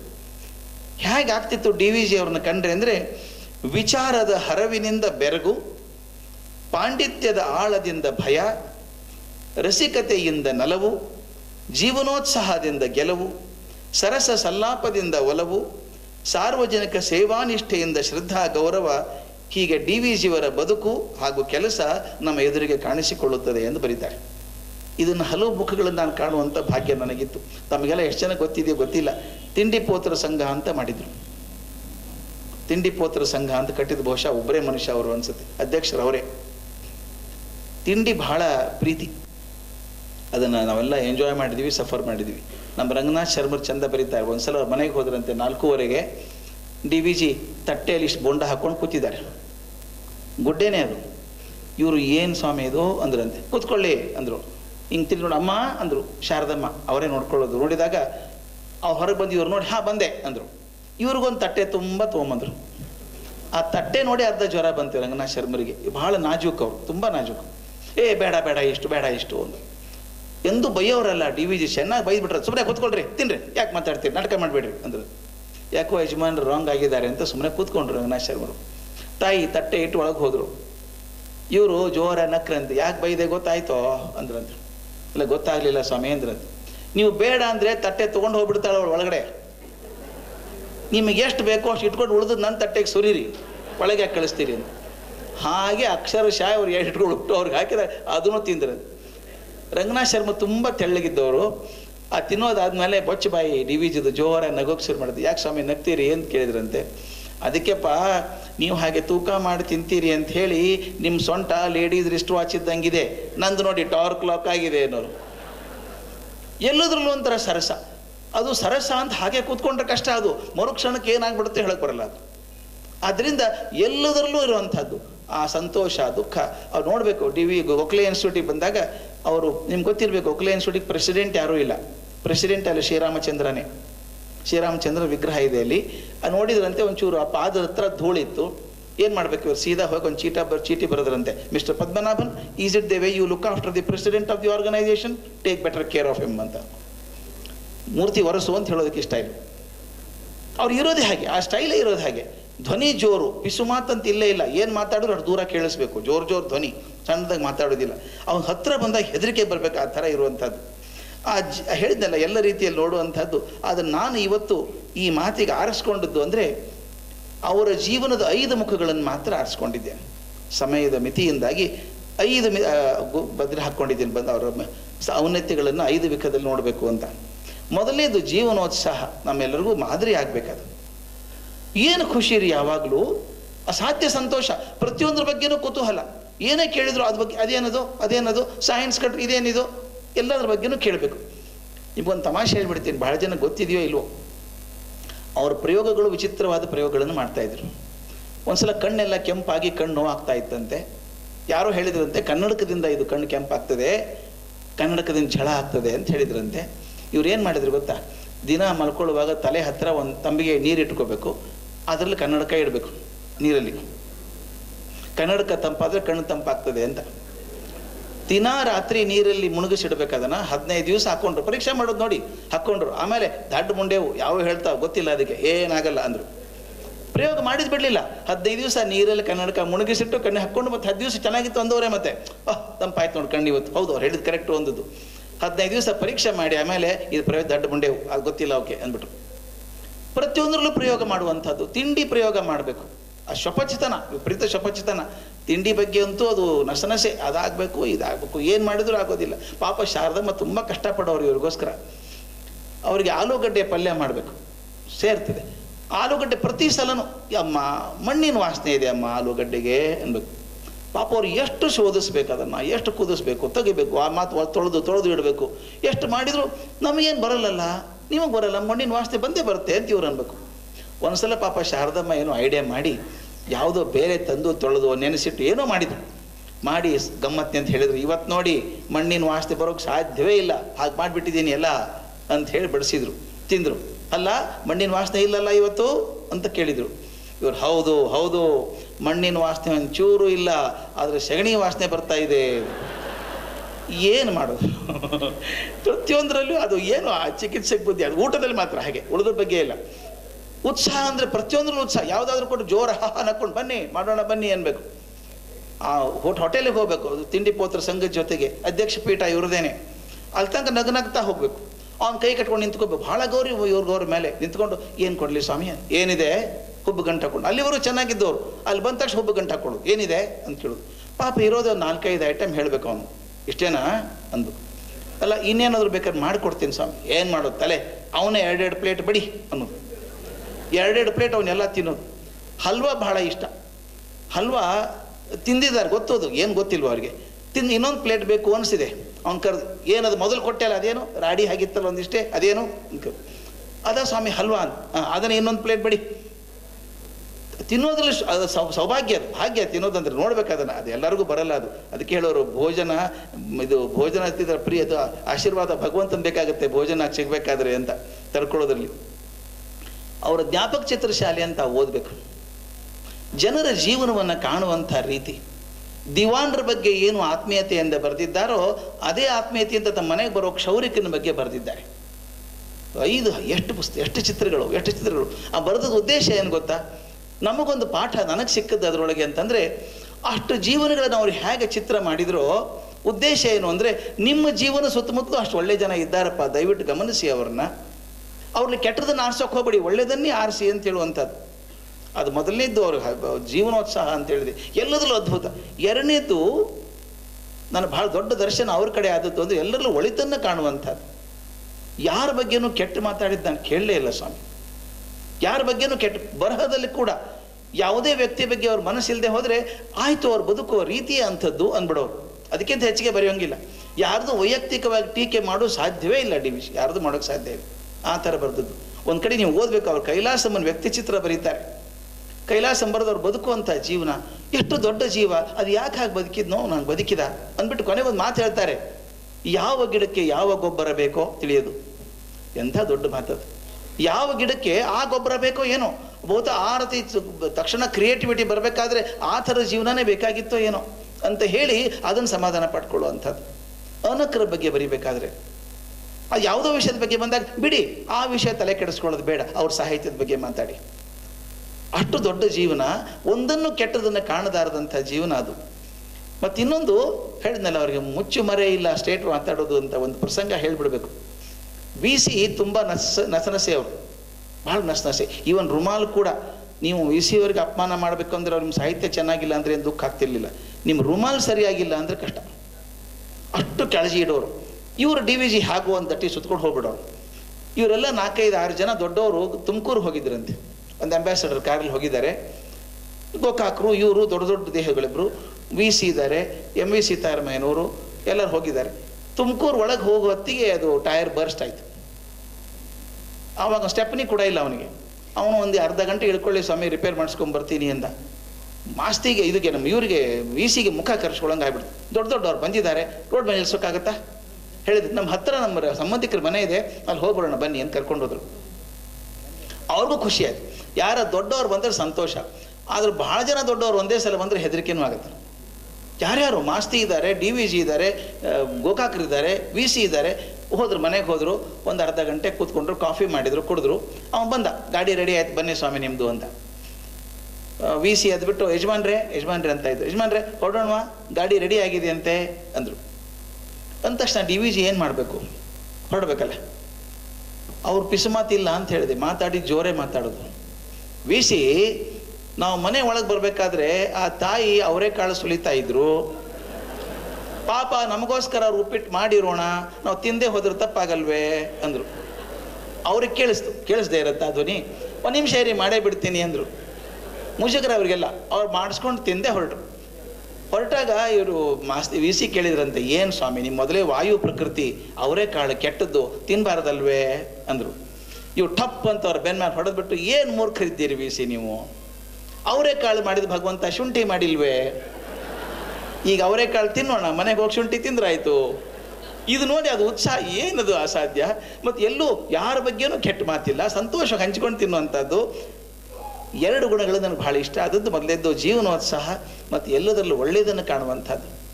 ಒಂದು ಭಾಳ ಮಾತು ಚೆನ್ನಾಗಿ ಹೇಳೋರು, ನಮಗೆಲ್ಲ ಮಾರ್ಗದರ್ಶಿಯಾದ ಮಾತು ಸ್ನೇಹಿತರೆ. ಅದು ನನಗಂತೂ ನನ್ನ ಜೀವನ ಧ್ಯೇಯ ಆಗಿಬಿಟ್ಟಿದೆ. ಅವ್ರು ಹೇಳೋರು, ಭೂಮಿಗೆ ದೇವರು ನಿಮ್ಮನ್ನು ಕಳಿಸಿದಾಗ ಕೈಯಲ್ಲಿ ಒಂದು ಬುಟ್ಟಿ ಕೊಟ್ಟು ಕಳಿಸಿದ್ದಾನೆ. ಏನಾದರೂ ತುಂಬ್ಕೊಂಡು ಬಾರಯ್ಯ ಜೀವನ ಮುಗಿಸಿ ಬರೋದ್ರೊಳಗೆ ಅಂತ ಕೊಟ್ಟಿದ್ದಾನೆ. ನೀನು ಏನಾದರೂ ತುಂಬ್ಕೋಬಹುದು. ಅಲ್ಲಿ ಕಸದ ಗುಪ್ಪೆ ಇದೆ, ಈ ಕಡೆ ಗುಲಾಬಿ ತೋಟ ಇದೆ. ಯಾವುದನ್ನು ಆರಿಸ್ಕೋ. ಕಸದ ಗುಪ್ಪೆ ಪಕ್ಕ ಇದ್ಕೊಂಡು ಅಯ್ಯೋ ಕೊಳಕ್ ನಾರುತ್ತೆ ಅಂತ ಅಲ್ಲಿ ಯಾಕೆ ನಿಂತ್ಕೋತೀಯ ನೀನು, ಹೋಗು ಗುಲಾಬಿ ತೋಟ ಇದೆ, ತುಂಬ್ಕೋ, ಬಾಸ್ಕೆಟ್ ತುಂಬ್ಕೋ ನೀನು. ನಮ್ಮ ಜೀವನ ಅಷ್ಟೇ ಅಲ್ವೇ. ಎರಡೂ ನಮಗಿದೆ. ಆ ಎರಡೂ ನಮಗೆ ಒಳ್ಳೆಯದನ್ನು ತುಂಬಿಕೊಳ್ಳೋ ಅವಕಾಶ ಇದೆ, ಕೆಟ್ಟದ್ದು ತುಂಬಿಕೊಳ್ಳೋ ಅವಕಾಶ ಇದೆ. ಆದರೆ ನಮ್ಮ ಸ್ವಭಾವ ಹೇಗಾಗಿದೆ ಅಂದರೆ 100 ಒಳ್ಳೆಯದರಲ್ಲಿ ಒಂದು ಕೆಟ್ಟದನ್ನು ಕಾಣೋದು ಬಂದುಬಿಟ್ಟಿದೆ ನಮಗೆ. ಅದಕ್ಕೆ ಇರದಿ ಹೋದ ಬರದಿ ಹೋದ ಎಣಿಕೆಯಲ್ಲಿ ಬಂದಿಹುದ ಮರೆಯದಿರು, ಗುರುತಿಸು ಒಳಿತಿರುವುದನ್ನು ಕೇಡುಗಳ ಮಧ್ಯೆ, ಬಂದ ಭಾಗ್ಯವನೆನೆ ಬಾರೆನೆಂಬುದನ್ನು ಬಿಡು, ಹರುಷಕದೆ ದಾರಿಯಲು ಮಂಕುತಿಮ್ಮ.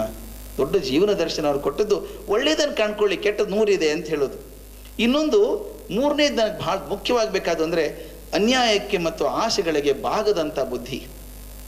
ಎಂದೂ ಅನ್ಯಾಯಕ್ಕೆ ಆಸೆಗಳಿಗೆ ಬಾಗಿದಂಥವರಲ್ಲ. ತುಂಬ ಸಣ್ಣ ವಯಸ್ಸಿಗೆ ಹೆಂಡ್ತಿನ ಕಳ್ಕೊಂಡವರು.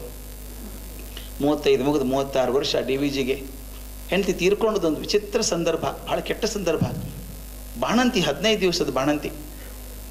ಅದ ಮೇಲೆ ಕಡೆ ಆಗಲ್ಲ ಬೆಂಕಿ ಕೆಂಡ ಹಾಕಿಬಿಟ್ಟು ಮೇಲೆ ಬೆದರಿನ ಬುಟ್ಟಿ ಹಾಕಿ ಸ್ನಾನ ಮಾಡಿ ಕೂದಲು ಒಣಗಿಸ್ಕೊಳ್ಳುವಂಥ ಪದ್ಧತಿ. ಮೈಗೆ ಬೆಂಕಿ ಹತ್ಕೊಂಡು ಸತ್ತೋದ್ಲು ಪಾಪ ತಾಯಿ. 36 ವರ್ಷ DVGಗೆ ತೀರ್ಕೊಂಡಾಗ ಅವ್ರ ಸೋದರ ಮಾವ ಬಂದು, ಗುಂಡಪ್ಪ ಇನ್ನೊಂದು ಮದುವೆ ಮಾಡ್ಕೊಳ್ಳೋ ಅಂತ ಹೇಳಿದ್ರಂತೆ. ಆ ಗುಂಡಪ್ಪ ಮಾಡಿದ್ದು ನೋಡಿ ಹೇಗಿದೆ ಅಂತ. ತಕ್ಷಣ ಸೋದರ ಮಾವನ ಕರ್ಕೊಂಡು ಹೋಗಿ ಒಳಗೆ ತಮ್ಮ ಅಕ್ಕ ಕೂತಿದ್ದಾಳೆ, ವಿಧವೆ, ಎಷ್ಟೋ ವರ್ಷ ಆಗಿದೆ. ಅಲ್ಲಪ್ಪ ನನಗೆ ಮದುವೆ ಮಾಡಬೇಕು ಅನ್ಸುತ್ತೆ, ಆಕೆಗೆ ಮಾಡಬೇಕು ಅನ್ನಿಸ್ಲಿಲ್ವಾ ನಿನಗೆ? ನೋಡಿ DVG ಎಷ್ಟು ಮಾಡರ್ನ್ ಆ್ಯಟಿಟ್ಯೂಡ್ ಅದು. ನನ್ನ ಅಕ್ಕ ವಿಧವೆ ಆಗಿ ತಲೆ ಬೋಳಿಸಿ ಕೆಂಪು ಸೀರೆ ಕುಡಿಸಿದ್ದೀರಿ ಆಕೆಗೆ, ಆಕೆ ಗಂಡ ತೀರ್ಕೊಂಡಾಗ ಮದುವೆ ಮಾಡಬೇಕು ಅನ್ನಿಸ್ಲಿಲ್ಲ, ನನಗೆ ಮಾಡ್ಬೇಕಂತಿದ್ದೀರಿ. ಕೊನೆವರೆಗೂ ಮದುವೆ ಆಗಲಿಲ್ಲ, ಹಾಗೆ ಉಳ್ಕೊಂಡ್ರು DVG. ಇನ್ನೊಂದು ಯಾರಿಗೂ ಅನ್ಯಾಯಕ್ಕೆ ಬಾಗೋರಲ್ಲ. ದಿವಾನ್ ವಿಶ್ವೇಶ್ವರಯ್ಯನನ್ನು ಕರೆದ್ರು. DVG ಕಷ್ಟದಲ್ಲಿದ್ದಾರೆ, ಹಣಕಾಸಿನ ಕಷ್ಟ ಅಂತ ಗೊತ್ತಿತ್ತು ಅವರಿಗೆ. ಇವರು ಪ್ರಜಾಪ್ರತಿನಿಧಿ ಸಭೆಗೆ ಮೈಸೂರಿಗೆ ಹೋಗಬೇಕು. ಹೋದಾಗ ₹1 ಏನೋ ಇತ್ತಂತೆ. ಇವರು DA ಅಲೌನ್ಸ್ ಕೊಡೋದಲ್ಲಿ ಮಹಾರಾಜರು ಕೊಡೋದು. ಇವರು ಮಹಾರಾಜರಿಗೆ ಹೇಳಿ ₹5 ಮಾಡಿಸಿದ್ರಂತೆ ವಿಶ್ವೇಶ್ವರಯ್ಯನವರು. ಗುಂಡಪ್ಪ DA ತೊಗೊಂಡ್ರಾ ಅಂತಕ್ಕೆ, ತೊಗೋತೀನಿ ಸ್ವಾಮಿ ಈಗ ಅಂತ ಹೋದರು. ಸಹಿ ಮಾಡೋಕ್ಕೆ ಹೋಗ್ತಾರೆ. ಪ್ರತಿ ಸಲ ಇವರು ಹಾಗೆ ₹1 ಇಲ್ಲದೇನೆ ₹5 ಇತ್ತಂತೆ. ಏನು ನಮ್ಮ ರಾಜ್ಯ ಶ್ರೀಮಂತವಾಗಿ ಹೋಯ್ತೋ, ಎಲ್ರಿಗೂ ₹5 ಮಾಡಿಬಿಟ್ಟಿದ್ದೀರಿ ಅಂದ್ರಂತೆ. ಅದು ನಿಮಗೆ ಮಾಡಿದ್ದು ಅಂತಲೇ ಕ್ಲಾರ್ಕ್ ಅಂದ್ಬಿಟ್ಟ. ಅಂತಷ್ಟಿಟ್ಟು ಬಂದ್ಬಿಟ್ಟು ವಾಪಸ್ ಹೋದ್ರಂತೆ ವಿಶೇಷ. ನನಗೊಬ್ಬನಿಗೆ ಯಾಕೆ ಹೆಚ್ಚಿಗೆ ಮಾಡಿದ್ರಿ? ಇಲ್ಲ, ಏನು ಚಿಂತೆ ಮಾಡಬೇಡಿ, ಕೊಡೋದು ನನ್ನ ಕೆಲಸ, ಕೊಡೋರು ಮಹಾರಾಜರು, ನೀವ್ಯಾಕೆ ತಲೆ ಕೆಡಿಸ್ಕೋತೀರಿ ಅಂತ. ಹಾಗಲ್ಲ, ನನಗೊಬ್ಬನಿಗೆ ಮಾಡಿದ್ರೆ ನಾನು ತೊಗೊಳ್ಳಲ್ಲ ಅದನ್ನು ಅಂತ ಹೇಳಿ. ಅದಲ್ಲದೆ ಇನ್ನೊಂದು ಗೊತ್ತಾ, ಆ ದುಡ್ಡನ್ನು ಎಂದೂ ತೊಗೋತಾ ಇರಲಿಲ್ಲ ಅವರು. ಅಲ್ಲೇ ಇರಲಿ, ಯಾವತ್ತಾದ್ರೂ ಬೇಕಾದಾಗ ತೊಗೋತೀನಿ ಅಂತ ಹೇಳಿ ₹5 ಯಾವತ್ತೂ ತೊಗೊಳ್ಳಿಲ್ಲ. ವಿಶೇಷ ಒಂದ್ಸಲ ಮನೆಗೆ ಬರ್ತೀನಿ ಅಂದರೆ, ಇವ್ರು ಮನೆಗೆ ಬರ್ತೀನಿ ಅಂತ ಹೇಳಿದಾಗ ಯಾರಾದರೂ ಬೇಡ ಅಂತಾರ ಸ್ವಾಮಿ? ದಿವಾನ್ರು ಮನೆಗೆ ಬರ್ತೀನಿ ಅಂದ್ರೆ ಇವ್ರು ಕೈ ಮುಗಿದು, ದಯವಿಟ್ಟು ನಮ್ಮ ಮನೆಗೆ ಬರಬೇಡಿ ಸ್ವಾಮಿ ಅಂದರು. ಯಾಕೆ ಅಂತ ಕೇಳಿದ್ರು ಅವರು. ಅಲ್ಲ, ನಿಮ್ಮ ಪರಿಸ್ಥಿತಿ ಕಷ್ಟ ಇದೆ, ನೀವು ನಮ್ಮ ಮನೆಗೆ ಬರ್ತೀರಿ, ಇಂಜಿನಿಯರು, ಮೆಟ್ಲು ಯಾಕೆ ಹತ್ತಿರ ಇದೆ ಅಂತ ಕೇಳ್ತೀರಿ. ಸರಿ ಮಾಡೋ ಶಕ್ತಿ ನನಗಿಲ್ಲ. ನೀವು ಒಳಗೆ ಕೂಡಿಸುವಂಥ ಒಳ್ಳೆ ಕುರ್ಚಿ ನಮ್ಮ ಮನೆಯಲ್ಲಿಲ್ಲ. ನೀವು ಬಂದು ಬೈತೀರಿ, ನಾನು ವ್ಯವಹಾರ ಇಲ್ಲ ನಿನಗೆ, ನಾನು ಕೊಟ್ಟರೆ ದುಡ್ಡು ತೊಗೊಳ್ಳಲ್ಲ ನೀನು ಅಂತೀರಿ. ಬೈಸ್ಕೊಳ್ಳೋದು ಯಾಕೆ? ನಾನೇ ನೀವು ಇಲ್ಲದ್ದಕ್ಕೆ ಬರ್ತೀನಿ, ದಯವಿಟ್ಟು ನಮ್ಮ ಮನೆಗೆ ಬರಬೇಡಿ ಅಂತ ಹೇಳಿದರು ವಿಶ್ವೇಶ್ವರಯ್ಯನವ್ರಿಗೆ. ಇನ್ನೊಂದು ಘಟನೆ ತಮಗೆಲ್ಲ ಗೊತ್ತಿದ್ದದ್ದು ಅಂದ್ಕೊಂಡಿದ್ದೀನಿ. DVG ತೀರ್ಕೊಂಡ ದಿವಸ ಅಂತ್ಯಕ್ರಿಯೆ ಮುಗಿಸಿ ಬಂದಾಗ ನಾವು ಒಂದಿಷ್ಟು ಜನ ಹುಡುಗರು ಆ ಕೋಣೆ ಎಲ್ಲ ಕ್ಲೀನ್ ಮಾಡಿದ್ವಿ. ಕಾಟೆಲ್ಲ ಎತ್ತಿ ಕೆಳಗಡೆ ಒಂದು ಟ್ರಂಕು, ಆ ಟ್ರಂಕ್ನೊಳಗೆ ಒಂದು ₹28,000 ಹೆಚ್ಚು ಬೆಲೆ ಬಾಳುವಂಥ ಚೆಕ್ಸ್ ಅಲ್ಲೇ ಬಿದ್ದಿದ್ದಾವೆ ಟ್ರಂಕಲ್ಲಿ. ಬ್ಯಾಂಕಿಗೆ ಕಳಿಸಿಲ್ಲ ಅವರು. ಅಂದ್ಕೊಂಡು ದುಡ್ಡಿನ ಅವಶ್ಯಕತೆ ತುಂಬ ಇತ್ತು ಅವರಿಗೆ. ಆದರೆ ಒಂದು ಸಲ ಕಳಿಸ್ಲಿಲ್ಲ, ಅಲ್ಲೇ ಇಟ್ಕೊಂಡಿದ್ದಾರೆ ಒಳಗಡೆ ಬ್ಯಾಂಕ್ ಟ್ರಂಕ್ ಒಳಗೆ. ಯಾಕಂದ್ರೆ ಅವ್ರ ನಂಬಿಕೆ ಏನು ಅಂದರೆ, ತಾನು ಏನೇ ಕೆಲಸ ಮಾಡಿದರೂ ಆ ಕೊಟ್ಟಂಥ ಪ್ರತಿಫಲ ತಾನು ಮಾಡಿದ ಕೆಲಸಕ್ಕಿಂತ ಹೆಚ್ಚಾಗಿದೆ ಅಂತ ಇವ್ರಿಗೆ ಅನಿಸಿದ್ರೆ ಸಾಕು, ಚೆಕ್ ಕಳಿಸ್ತಾ ಇರಲಿಲ್ಲ ಬ್ಯಾಂಕಿಗೆ. ಅವ್ರ ದಾಕ್ಷಿಣ್ಯದಲ್ಲಿ ಬೀಳೋದು ಬೇಡ ಅಂತ. ಇದು ಎಲ್ಲಿ ನೋಡ್ತೀರಿ ಸ್ವಾಮಿ ಇದನ್ನು? ಅವ್ರು ಒಪ್ಪಿಸಿ VC ಹಠ ಹಿಡಿದು ಕೊನೆಗೆ ಸಾಹಿತ್ಯ ಅಕಾಡೆಮಿ ಅವಾರ್ಡ್ ಬಂದಾಗ ಟೌನ್ ಹಾಲಲ್ಲಿ ಸನ್ಮಾನ ಮಾಡಿದರು. ಸನ್ಮಾನ ಮಾಡಿ ಇವ್ರು ಏನು ಬೆಂಕಿ ಮೇಲೆ ಕೂತಿದ್ರು. ₹1,00,000 ಹಣ ಕೊಟ್ಟು ಅವರಿಗೆ ಕೊಡಬೇಕು, ನಿಧಿ ಕೊಡಬೇಕು ಅಂತ ಹೋದರು. ಇವ್ರ ಕೈಯಲ್ಲಿ ಬೆಂಕಿ ಹಿಡ್ದಂಗೆ ಹಿಡಿದಿದ್ದಾರೆ. ರೂಪಾಯಿ ಕೊಟ್ಟ ತಕ್ಷಣ, ನಿಟ್ಟೂರು ಬನ್ನಿ, ಇಲ್ಲಿ ನಿಟ್ಟೂರು ಬನ್ನಿ ಅಂತ ಕೊಟ್ಬಿಟ್ಟು, ಇದು ಗೋಖಲೆ ಸಂಸ್ಥೆಗೆ ಸೇರಬೇಕಾದದ್ದು ಅಂತ ಕೊಟ್ಬಿಟ್ರು. ಆ ಮರುದಿವಸ ಪೇಪರೆಲ್ಲ ಬಂತು, ಕೊಟ್ಟು ದುಡ್ಡನ್ನೆಲ್ಲ ಗೋಖಲೆ ಇನ್ಸ್ಟಿಟ್ಯೂಟಿಗೆ ಕೊಟ್ಬಿಟ್ರು ಗುಂಡಪ್ಪನವರು ಅಂತ. ಮರುದಿನ ಆ ಡೆಕ್ಕನ್ ಹೆರಾಲ್ಡ್ ಪೇಪರ್ ರಿಪೋರ್ಟರ್ ಕೃಷ್ಣಮೂರ್ತಿ ಅನ್ನೋರು ಇವ್ರ ಮನೆ ಹತ್ತಿರ ಇರೋರು. ಅಲ್ಲೊಂದು ಸಣ್ಣ ಅಂಗಡಿಗೆ ಇವ್ರು ಸಿಗರೇಟ್ ಕೊಂಡ್ಕೊಳ್ಳೋಕೆ ಹೋಗಿದ್ದಾರೆ ರಿಪೋರ್ಟ್ರು. ಹೋದಾಗ DVG ಮನೆಯಿಂದ ಹುಡುಗ ತನ್ನ ಚೀಟಿ ತಂದು ಕೊಟ್ಟನಂತೆ ಅಂಗಡಿ ಮಾಲಕರಿಗೆ. ಇವ್ರು ಕುತೂಹಲ ಅಲ್ಲ, ಮೊದಲೇ ರಿಪೋರ್ಟ್ರ್ ಇವರು. ಕತ್ತೆತ್ತಿ ನೋಡಿದ್ರಂತೆ ಏನಿದೆ ಚೀಟಿಯಲ್ಲಿ ಅಂತ. DVG ಕೈಯಿಂದ ಬರೆದಿದ್ದಾರೆ, ಮನೆಗೆ ನೆಂಟರು ಬಂದಿದ್ದಾರೆ, ಕಾಫಿ ಪುಡಿ, ಅಕ್ಕಿ, ಸಕ್ಕರೆ ಇಲ್ಲ, ತಕ್ಷಣ ಕೊಡೋಕೆ ದುಡ್ಡಿಲ್ಲ, ಆಮೇಲೆ ಕೊಟ್ಟರೆ ಆದೀತೆ, ಸಾಮಾನು ಕಳಿಸಿಕೊಡುತ್ತೀರಾ ಅಂತ ಬರೆದಿದ್ರಂತೆ. ಆ ಕೃಷ್ಣಮೂರ್ತಿ ಕಣ್ಣಲ್ಲಿ ನೀರು ಬಂದ್ಬಿಡ್ತಂತೆ. ಹಿಂದಿನ ದಿವಸ ಸಾಯಂಕಾಲ ₹1,00,000 ಕೊಟ್ಟರೆ ತಂದಲ್ಲ ಅಂತ ಬೆಂಕಿ ಹಿಡ್ದಂಗಿಟ್ಟಂತ ಕೊಟ್ಟ ಮನುಷ್ಯ ಮರುದಿವಸ ಸ್ವಲ್ಪ ಕಳಿಸ್ಕೊಡ್ತೀರಾ, ಸಕ್ಕರೆ ಅಕ್ಕಿ ಕಳಿಸ್ಕೊಡ್ತೀರಾ ಅಂತ ಪರಿಸ್ಥಿತಿ ಮನೆಯಲ್ಲಿದೆ. ಇದು ಆದರೆ ಅನ್ಯಾಯಕ್ಕೆ ಬಾಗೋದಿಲ್ಲ, ಆಸೆಗೆ ಬಾಗೋದಿಲ್ಲ ಅನ್ನುವಂಥ ಜೀವ ಭಾಳ ದೊಡ್ಡ ಜೀವ ಅದನ್ನು ಅನ್ಕೊಂಡಿದ್ದು. ಆ ಸಂಕಟದಲ್ಲಿ ದುಃಖದಲ್ಲಿ ಕೂಡ ಅವರಿಗೆ ಹಾಸ್ಯ ಅನ್ನೋದು ಹೇಗೆ ಬಂದ್ಬಿಟ್ಟಿತ್ತು ಅಂತ. ಹಾಸ್ಯ ಬಹುಶಃ ಬಹಳ ದೊಡ್ಡ ಗುಣ ಡಿ ವಿ ಜಿಗಿರುವಂಥದ್ದು. ಒಂದು ನೆನಪಿದೆ ನನಗೆ, ನಮ್ಮ ಶ್ಯಾಮೇಗೌಡರು ಅಂತ ಬಹಳ ಆತ್ಮೀಯರು ಡಿ ವಿ ಜಿ ಅವರಿಗೆ. ಅವ್ರ ಮನೆಗೆ ಹೋಗಿದ್ರು. ಹೋದಾಗ ಅವ್ರು ಒಳ್ಳೆ ಕಾಫಿ ಮಾಡಿಕೊಟ್ರಂತೆ, ದೊಡ್ಡ ಜಾಗದಲ್ಲಿ ಕಾಫಿ ತಗೊಳ್ಳಿ ಅಂತ ಕೊಟ್ರಂತೆ. ಶ್ಯಾಮೇಗೌಡರು ನೀವು ಕುಡಿಲಿಲ್ಲ ಅಂದ್ರಂತೆ. ಶ್ಯಾಮೇಗೌಡರು ನಾನು ಕುಡಿಯಲ್ಲ, ಕಾಫಿ ಕುಡಿಯಲ್ಲ ಸ್ವಾಮಿ, ಕಾಫಿ ವಿಷ ಅದು ಅಂದ್ರಂತೆ. ಅವ್ರಿಗಿಷ್ಟ ಇಲ್ಲ ಅದು, ಕಾಫಿ ವಿಷ ಸ್ವಾಮಿ ಅಂದ್ರಂತೆ. ಇವ್ರು ಎತ್ತಿ ಗಟ್ಟ ಕುಡಿದ್ಬಿಟ್ಟು ವಿಷಾನ, ಹಾಗಾದ್ರೆ ನಾನು ಈಶ್ವರ ಅಂದರು. ತಕ್ಷಣ ಅದು ಏನು ಹೇಳ್ಬೇಕಂತ ತಕ್ಷಣ ಬಂದ್ಬಿಡೋದು, ಅದು ವಿಷಾನ, ಹಾಗಾದ್ರೆ ನಾನು ಈಶ್ವರ ಅದು ಗಟ್ಟ ಕುಡಿದ್ಬಿಟ್ಟು. ಆಮೇಲೆ ಕೂಡ್ಲಿ ಚಿದಂಬರ ಅವರು ಎಲ್ಲ ಪುಸ್ತಕ ಪ್ರಿಂಟ್ ಮಾಡಿದವರು ಅವರೇನೆ ಪುಸ್ತಕ. ಅವರ ಆರೋಗ್ಯ ತುಂಬ ಕೆಟ್ಟೋಗಿತ್ತು, ಮನೆಯಲ್ಲಿ ಇದ್ದರಂತೆ. ಅವ್ರು ನೋಡ್ಕೊಳಕ್ಕೆ ಹೋಗಿದ್ದಾರೆ ಇವರು. ಹೋದಾಗ ಅವ್ರ ಮಗ ಕೃಷ್ಣಮೂರ್ತಿ ಅವ್ರನ್ನ ಸ್ವಾಗತ ಮಾಡಿ ಕೂಡಿಸಿ, ತುಂಬ ಅಶಕ್ತರಾಗಿಬಿಟ್ಟಿದ್ದಾರಪ್ಪ, ಜ್ವರ ಬಿಟ್ಟಿದೆ, ಅದು ನಿಶಕ್ತಿ ತುಂಬ ಇದೆ, ಕೈ ಎತ್ತೋಕೆ ಆಗಲ್ಲ ಪಾಪ ಅವರಿಗೆ, ಕೈ ಎತ್ತೋಕೆ ಆಗಲ್ಲ ಅಂತ. ಅಂದ್ರೆ ಅಶಕ್ತ ಎಷ್ಟಾಗಿದ್ದಾರೆ ಅಂತ ಹೇಳೋದಕ್ಕೆ ಕೈ ಎತ್ತೋಕೆ ಆಗಲ್ಲ ಅಂದ್ರಂತೆ. ಆ ಕ್ಷಣದಲ್ಲಿ ಹಾಸ್ಯ ಬರ್ಬೇಕಾ ಸ್ವಾಮಿ? ಇವ್ರು ಹೇಳಿದಂತೆ, ಅವ್ರು ಯಾರ ಮೇಲೆ ಕೈ ಎತ್ತಬೇಕಾಗಿದೆ? ಎತ್ತಬೇಕಾದ್ರೆ ನಾನು ಕರೀರಿ, ನಾ ಎತ್ತಿ ಹೊಡಿತೀನಿ ಎಲ್ಲರನ್ನೂ. ನಾನು ಬೇಕಾದ್ರೆ ಗಟ್ಟಿಯಾಗಿದೆ ನಾನು ಹೊಡಿತೀನಿ. ತಕ್ಷಣ ಬರುವಂಥದ್ದು, ಇನ್ಸ್ಟಂಟ್ ಬರುವಂಥದ್ದು, ತಮಾಷೆ ಜೋಕ್ ಬರುವಂಥದ್ದು. ಕೆಲವೊಂದನ್ನು ಇಲ್ಲಿ ಪಬ್ಲಿಕ್ಕಾಗಿ ಹೇಳೋ ಹಂಗಿಲ್ಲ, ಅಂಥ ಜೋಕ್ಸು ಇದ್ದು ಅವ್ರ ಕಡೆ ಬೇಕಾದಷ್ಟು, ಅಂಥದ್ದನ್ನು ಹೇಳೋದು ಕಷ್ಟ. ನಾಲ್ಕನೇದು ತಲಸ್ಪರ್ಶಿ ಆದಂಥ ಅಧ್ಯಯನ. ಯಾವುದನ್ನೇ ಓದಲಿ, ಏನನ್ನೇ ಮಾಡಲಿ, ಆ ಓದು ತುಂಬ ಆಳವಾದಂಥ ಓದು, ಸುಲಭ ಅಲ್ಲ. ನಾನು ನೆನಪಿದೆ, ರಾಮಾಯಣದ ಬಗ್ಗೆ ಮಾತಾಡ್ತಾ ಅದು ಏನು ತಾದಾತ್ಮ್ಯತೆ ಅನಿಸ್ಬಿಡುತ್ತೆ ಅಂತ. ತಾದಾತ್ಮ್ಯತೆ ಅಂದ್ರೆ ಅಸಾಧ್ಯ ತಾದಾತ್ಮ್ಯತೆ. ಅದು ಶ್ರದ್ಧೆ ಬಗ್ಗೆ ಮಾತು ಬಂತು, ನಾವು ಕೇಳಿದ್ದಿದ್ದೇನೆ, ಎದುರು ಕೂತು ಮಾತಾಡಿದ್ರು. ಶ್ರದ್ಧೆ ಅಂತ ಮಾತು ಬಂದಾಗ, ಶ್ರದ್ಧೆ ಇದ್ದರೆ ಲಕ್ಷ್ಮಣನ ಶ್ರದ್ಧೆ ಇರಬೇಕ್ರಿ ನಿಮಗೆ ಅಂದರು. ಅದು ರಾಮಾಯಣ ಯಜ್ಞ ಕರ್ತಲ ಮಲಕ ಆಗಿತ್ತು ಅಂದ್ರೆ ಪ್ರತಿಯೊಂದು ಶ್ಲೋಕ ಬಾಯಿಗೆ ಬರ್ತಿತ್ತೋ ಏನಪ್ಪ ಅವ್ರಿಗೆ. ಅವ್ರು ಹೇಳುವಂಥ ರೀತಿ, ಅನುಭವಿಸಿ ಹೇಳುವಂಥದ್ದು ರೀತಿ, ಬಾಯ್ಪಾಟ್ ಮಾಡಿ ಹೇಳುವಂಥ ಟೇಪ್ ರೆಕಾರ್ಡರ್ ಬೇಕಾದಷ್ಟು ಚೆನ್ನಾಗಿ ಸಿಗ್ತಾರೆ. ಆದರೆ ತಕ್ಷಣ ಅನುಭವಿಸಿ ಲಕ್ಷ್ಮಣನ ಶ್ರದ್ಧೆ ಇರಬೇಕು ನಿಮಗೆ ಅಂದ್ಬಿಟ್ಟು ಹೇಳಿದರು. ನೋಡಿ, ಲಕ್ಷ್ಮಣ ಯುದ್ಧ ಮಾಡ್ತಾ ಇದ್ದಾನೆ ಇಂದ್ರಜಿತ್ತುನ ಜೊತೆಗೆ. ಏನು ಬಾಣ ಬಿಟ್ಟರು ಇಂದ್ರಜಿತ್ತು ಸಾಯ್ತಾ ಇಲ್ಲ. ಅವನಿಗೆ ಈ ಬ್ರಹ್ಮನ ವರ ಇದೆ, ಅವನಿಗೆ ಏನೂ ಆಗ್ತಾ ಇಲ್ಲ. ಕೊನೆಗೆ ಏನೂ ಆಗಲಿಲ್ಲ ಅಂದಾಗ ಲಕ್ಷ್ಮಣ ಏನು ಮಾಡಿದ ಅಂದರೆ, ಒಂದು ಸಾಧಾರಣ ಬಾಣ ತಗೊಂಡ, ಹಣೆಗೆ ಇಟ್ಕೊಂಡ. ಆ ಮಾತು ಹೇಳ್ತಾನೆ, ಎಷ್ಟು ಧರ್ಮಾತ್ಮ ಸತ್ಯಸಂಧಶ್ಚ ರಾಮೋ ದಾಶರಥಿರ್ಯದಿ ಪೌರುಷೇ ಚಾಪ್ರತಿದ್ವಂದ್ವ ಶರೇನೈ ಜಹಿ ರಾವಣಿಂ ಅಂತ ಹೇಳಿ ಒಂದು ಬಾಣ ಬಿಟ್ಟ ಅಂತ. ಆ ಶ್ಲೋಕ ನನಗೂ ಕೇಳಿ ನನಗೆ ಭಯಪಟ್ಟಾಗ್ಬಿಟ್ಟಿತ್ತು. ಎಷ್ಟು ಅದ್ಭುತ ಪದ್ಯ ಅದು. ನನ್ನ ಅಣ್ಣ ರಾಮ ಧರ್ಮಾತ್ಮನಾಗಿದ್ದರೆ, ಸತ್ಯಸಂಧನಾಗಿದ್ದರೆ, ದಶರಥನಿಗೆ ತಕ್ಕ ಮಗ ಆಗಿದ್ದರೆ, ಯುದ್ಧದಲ್ಲಿ ಅವನು ಎದುರಿಸೋರು ಯಾರೂ ಇಲ್ಲ ಅನ್ನೋದು ಸತ್ಯವಾಗಿದ್ದರೆ, ಈ ಬಾಣ ರಾವಣನ ಮಗನನ್ನು ಪ್ರಾಣ ತಗೊಳ್ಳಿ ಅಂತ ಬಿಟ್ಟ. ಇಂದ್ರಜಿತ್ತು ಸತ್ವದ. ಅವ್ರು ಹೇಳ್ತಾರೆ, ಇಂದ್ರಜಿತ್ತು ಸತ್ತದ್ದು ಬಾಣದಲ್ಲಿ ಮಂತ್ರ ಇಲ್ಲ, ಅಣ್ಣನ ಮೇಲೆ ಇರುವಂಥ ಶ್ರದ್ಧೆ. ಆ ಶ್ರದ್ಧೆಯಿಂದ ನೀವು ಕೆಲಸ ಮಾಡಿದರೆ ಯಾವುದಾದ್ರೂ ಆಗ್ತದೆ. ಈ ಶ್ರದ್ಧೆಯಿಂದಾನೇ ಕೆಲಸ ಮಾಡಿದ್ದೆ ಪೂರ್ತಿಯವರು. ಒಂದೊಂದ್ಸಲ ಊರಲ್ಲಿ ಕಾಲರಾ ಬಂದಾಗ ಹೋಗ್ಬಿಡೋರು, ಹಾಗೇನು ತಾವೇ ಸೇವೆ ಮಾಡೋಕೆ ಹೋಗೋದು, ಜನರಿಗೆಲ್ಲ ಪರಿಹಾರ ಕೊಡೋಕೆ ಹೋಗೋದು. ಜನ ಹೇಳೋರಂತ ಹಾಗೆ ಮಾಡಬೇಡ್ರಿ, ನಿಮಗೆ ಬಂದಿದ್ದು ಕಾಲರಾ ಅಂತ. ನನಗೇನು ಬರುತ್ತೆ, ಹೆಸರು ಏನಿಟ್ಟಿದ್ದಾರೆ ನಮ್ಮಪ್ಪ ಗುಂಡಪ್ಪ ಅಲ್ಲೇನು ನಾನು ಅನ್ನೋದು. ಅಂದರೆ ಏನು ಮಾಡಬೇಕು, ಕೆಲವು ಶ್ರದ್ಧೆ, ಅಸಾಧ್ಯ ಶ್ರದ್ಧೆಯಿಂದ ಕೆಲಸ ಮಾಡುವಂಥದ್ದು. ಆ ಮಾತಾಡ್ಬೇಕಾದ್ರೆ ಮಾತು ನೋಡ್ಬೇಕು, ಮುಖದಲ್ಲಿ ಅದು ಅನಾವರಣ ಆಗ್ಬಿಡ್ಬೇಕು, ಆ ಪಾತ್ರ ಅನಾವರಣ ಆಗ್ಬಿಡ್ಬೇಕು. ಅಷ್ಟು ಅದ್ಭುತವಾದಂಥ ಆ ಪ್ರೀತಿ, ತಲಸ್ಪರ್ಶಿಯಾದಂಥ ಅಧ್ಯಯನ. ಪರೀಕ್ಷಕ ದೃಷ್ಟಿ. ಒಂದು ಮಕ್ಕಳಿಗೆ ಯಲ್ಲೇಶ್ ಶೇಷಗಿರಿರಾವ್ ನೇತೃತ್ವದಲ್ಲಿ ಒಂದು ಸಣ್ಣ ಪುಸ್ತಕ ಮಾಡೋಕ್ಕೆ ಕೊಟ್ಟಿದ್ರಂತೆ. ಮಕ್ಕಳಿಗಾಗಿ ನೀತಿ ಪಾಠ ಹೇಳುವಂಥ ಕೆಲವೊಂದು ಸಣ್ಣದು ಒಂದು 50 ಪೇಜಿನ ಪುಸ್ತಕ ಮಾಡಿ ಅಂತ ಗುಂಡಪ್ಪನವ್ರಿಗೆ ಕೊಟ್ಟರು.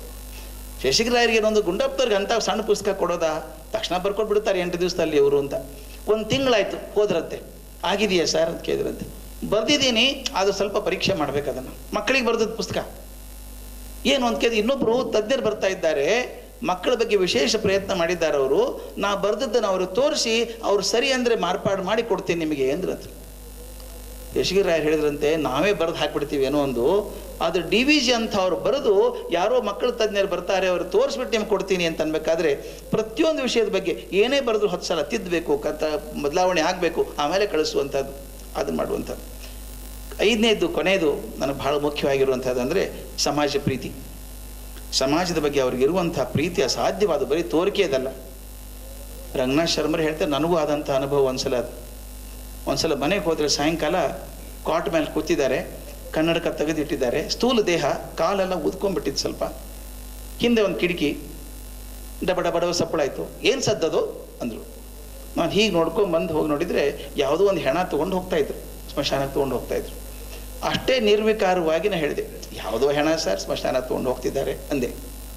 ಅಂದ ತಕ್ಷಣ ನೋಡಿದರೆ ಇವ್ರ ಕಣ್ಣಲ್ಲಿ ನೀರು, ಕೈ ಮುಕ್ಕೊಂಡು ಕೂತಿದ್ದಾರೆ. ಯಾಕೆ ಸರ್ ಏನಾಯಿತು ಅಂತ ಕೇಳಿದೆ. ಏನೋಪ್ಪ ಒಂದು ಜೀವ ಭೂಮಿಗೆ ಬಂದಿತ್ತು, ಅದೇನೇನು ಅಪೇಕ್ಷೆ ಇಟ್ಕೊಂಡಿತ್ತೋ, ಅದೇನೇನು ಮಾಡಬೇಕು ಅಂದ್ಕೊಂಡಿತ್ತೋ, ಆಯಿತೋ ಇಲ್ವೋ ಗೊತ್ತಿಲ್ಲ.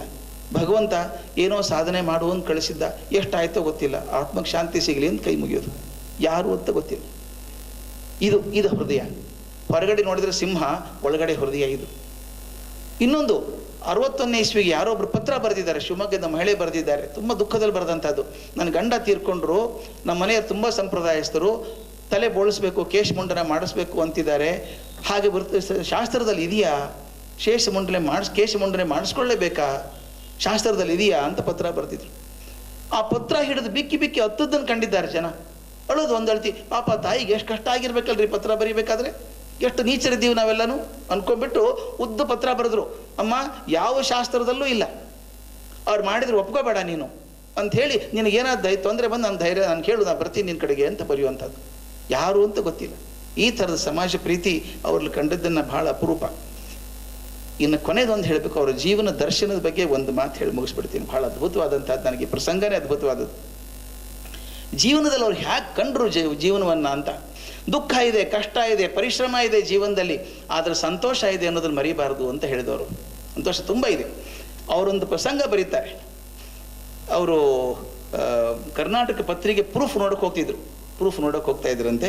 ಈ ನಮ್ಮ ವಿಕ್ಟೋರಿಯಾ ಆಸ್ಪತ್ರೆ ಪಶ್ಚಿಮ ಭಾಗಕ್ಕೆ ಕಂಪೌಂಡ್ ಹತ್ರ ಸಾಲಿಡದ ಅಂಗಡಿ ಇದೆ.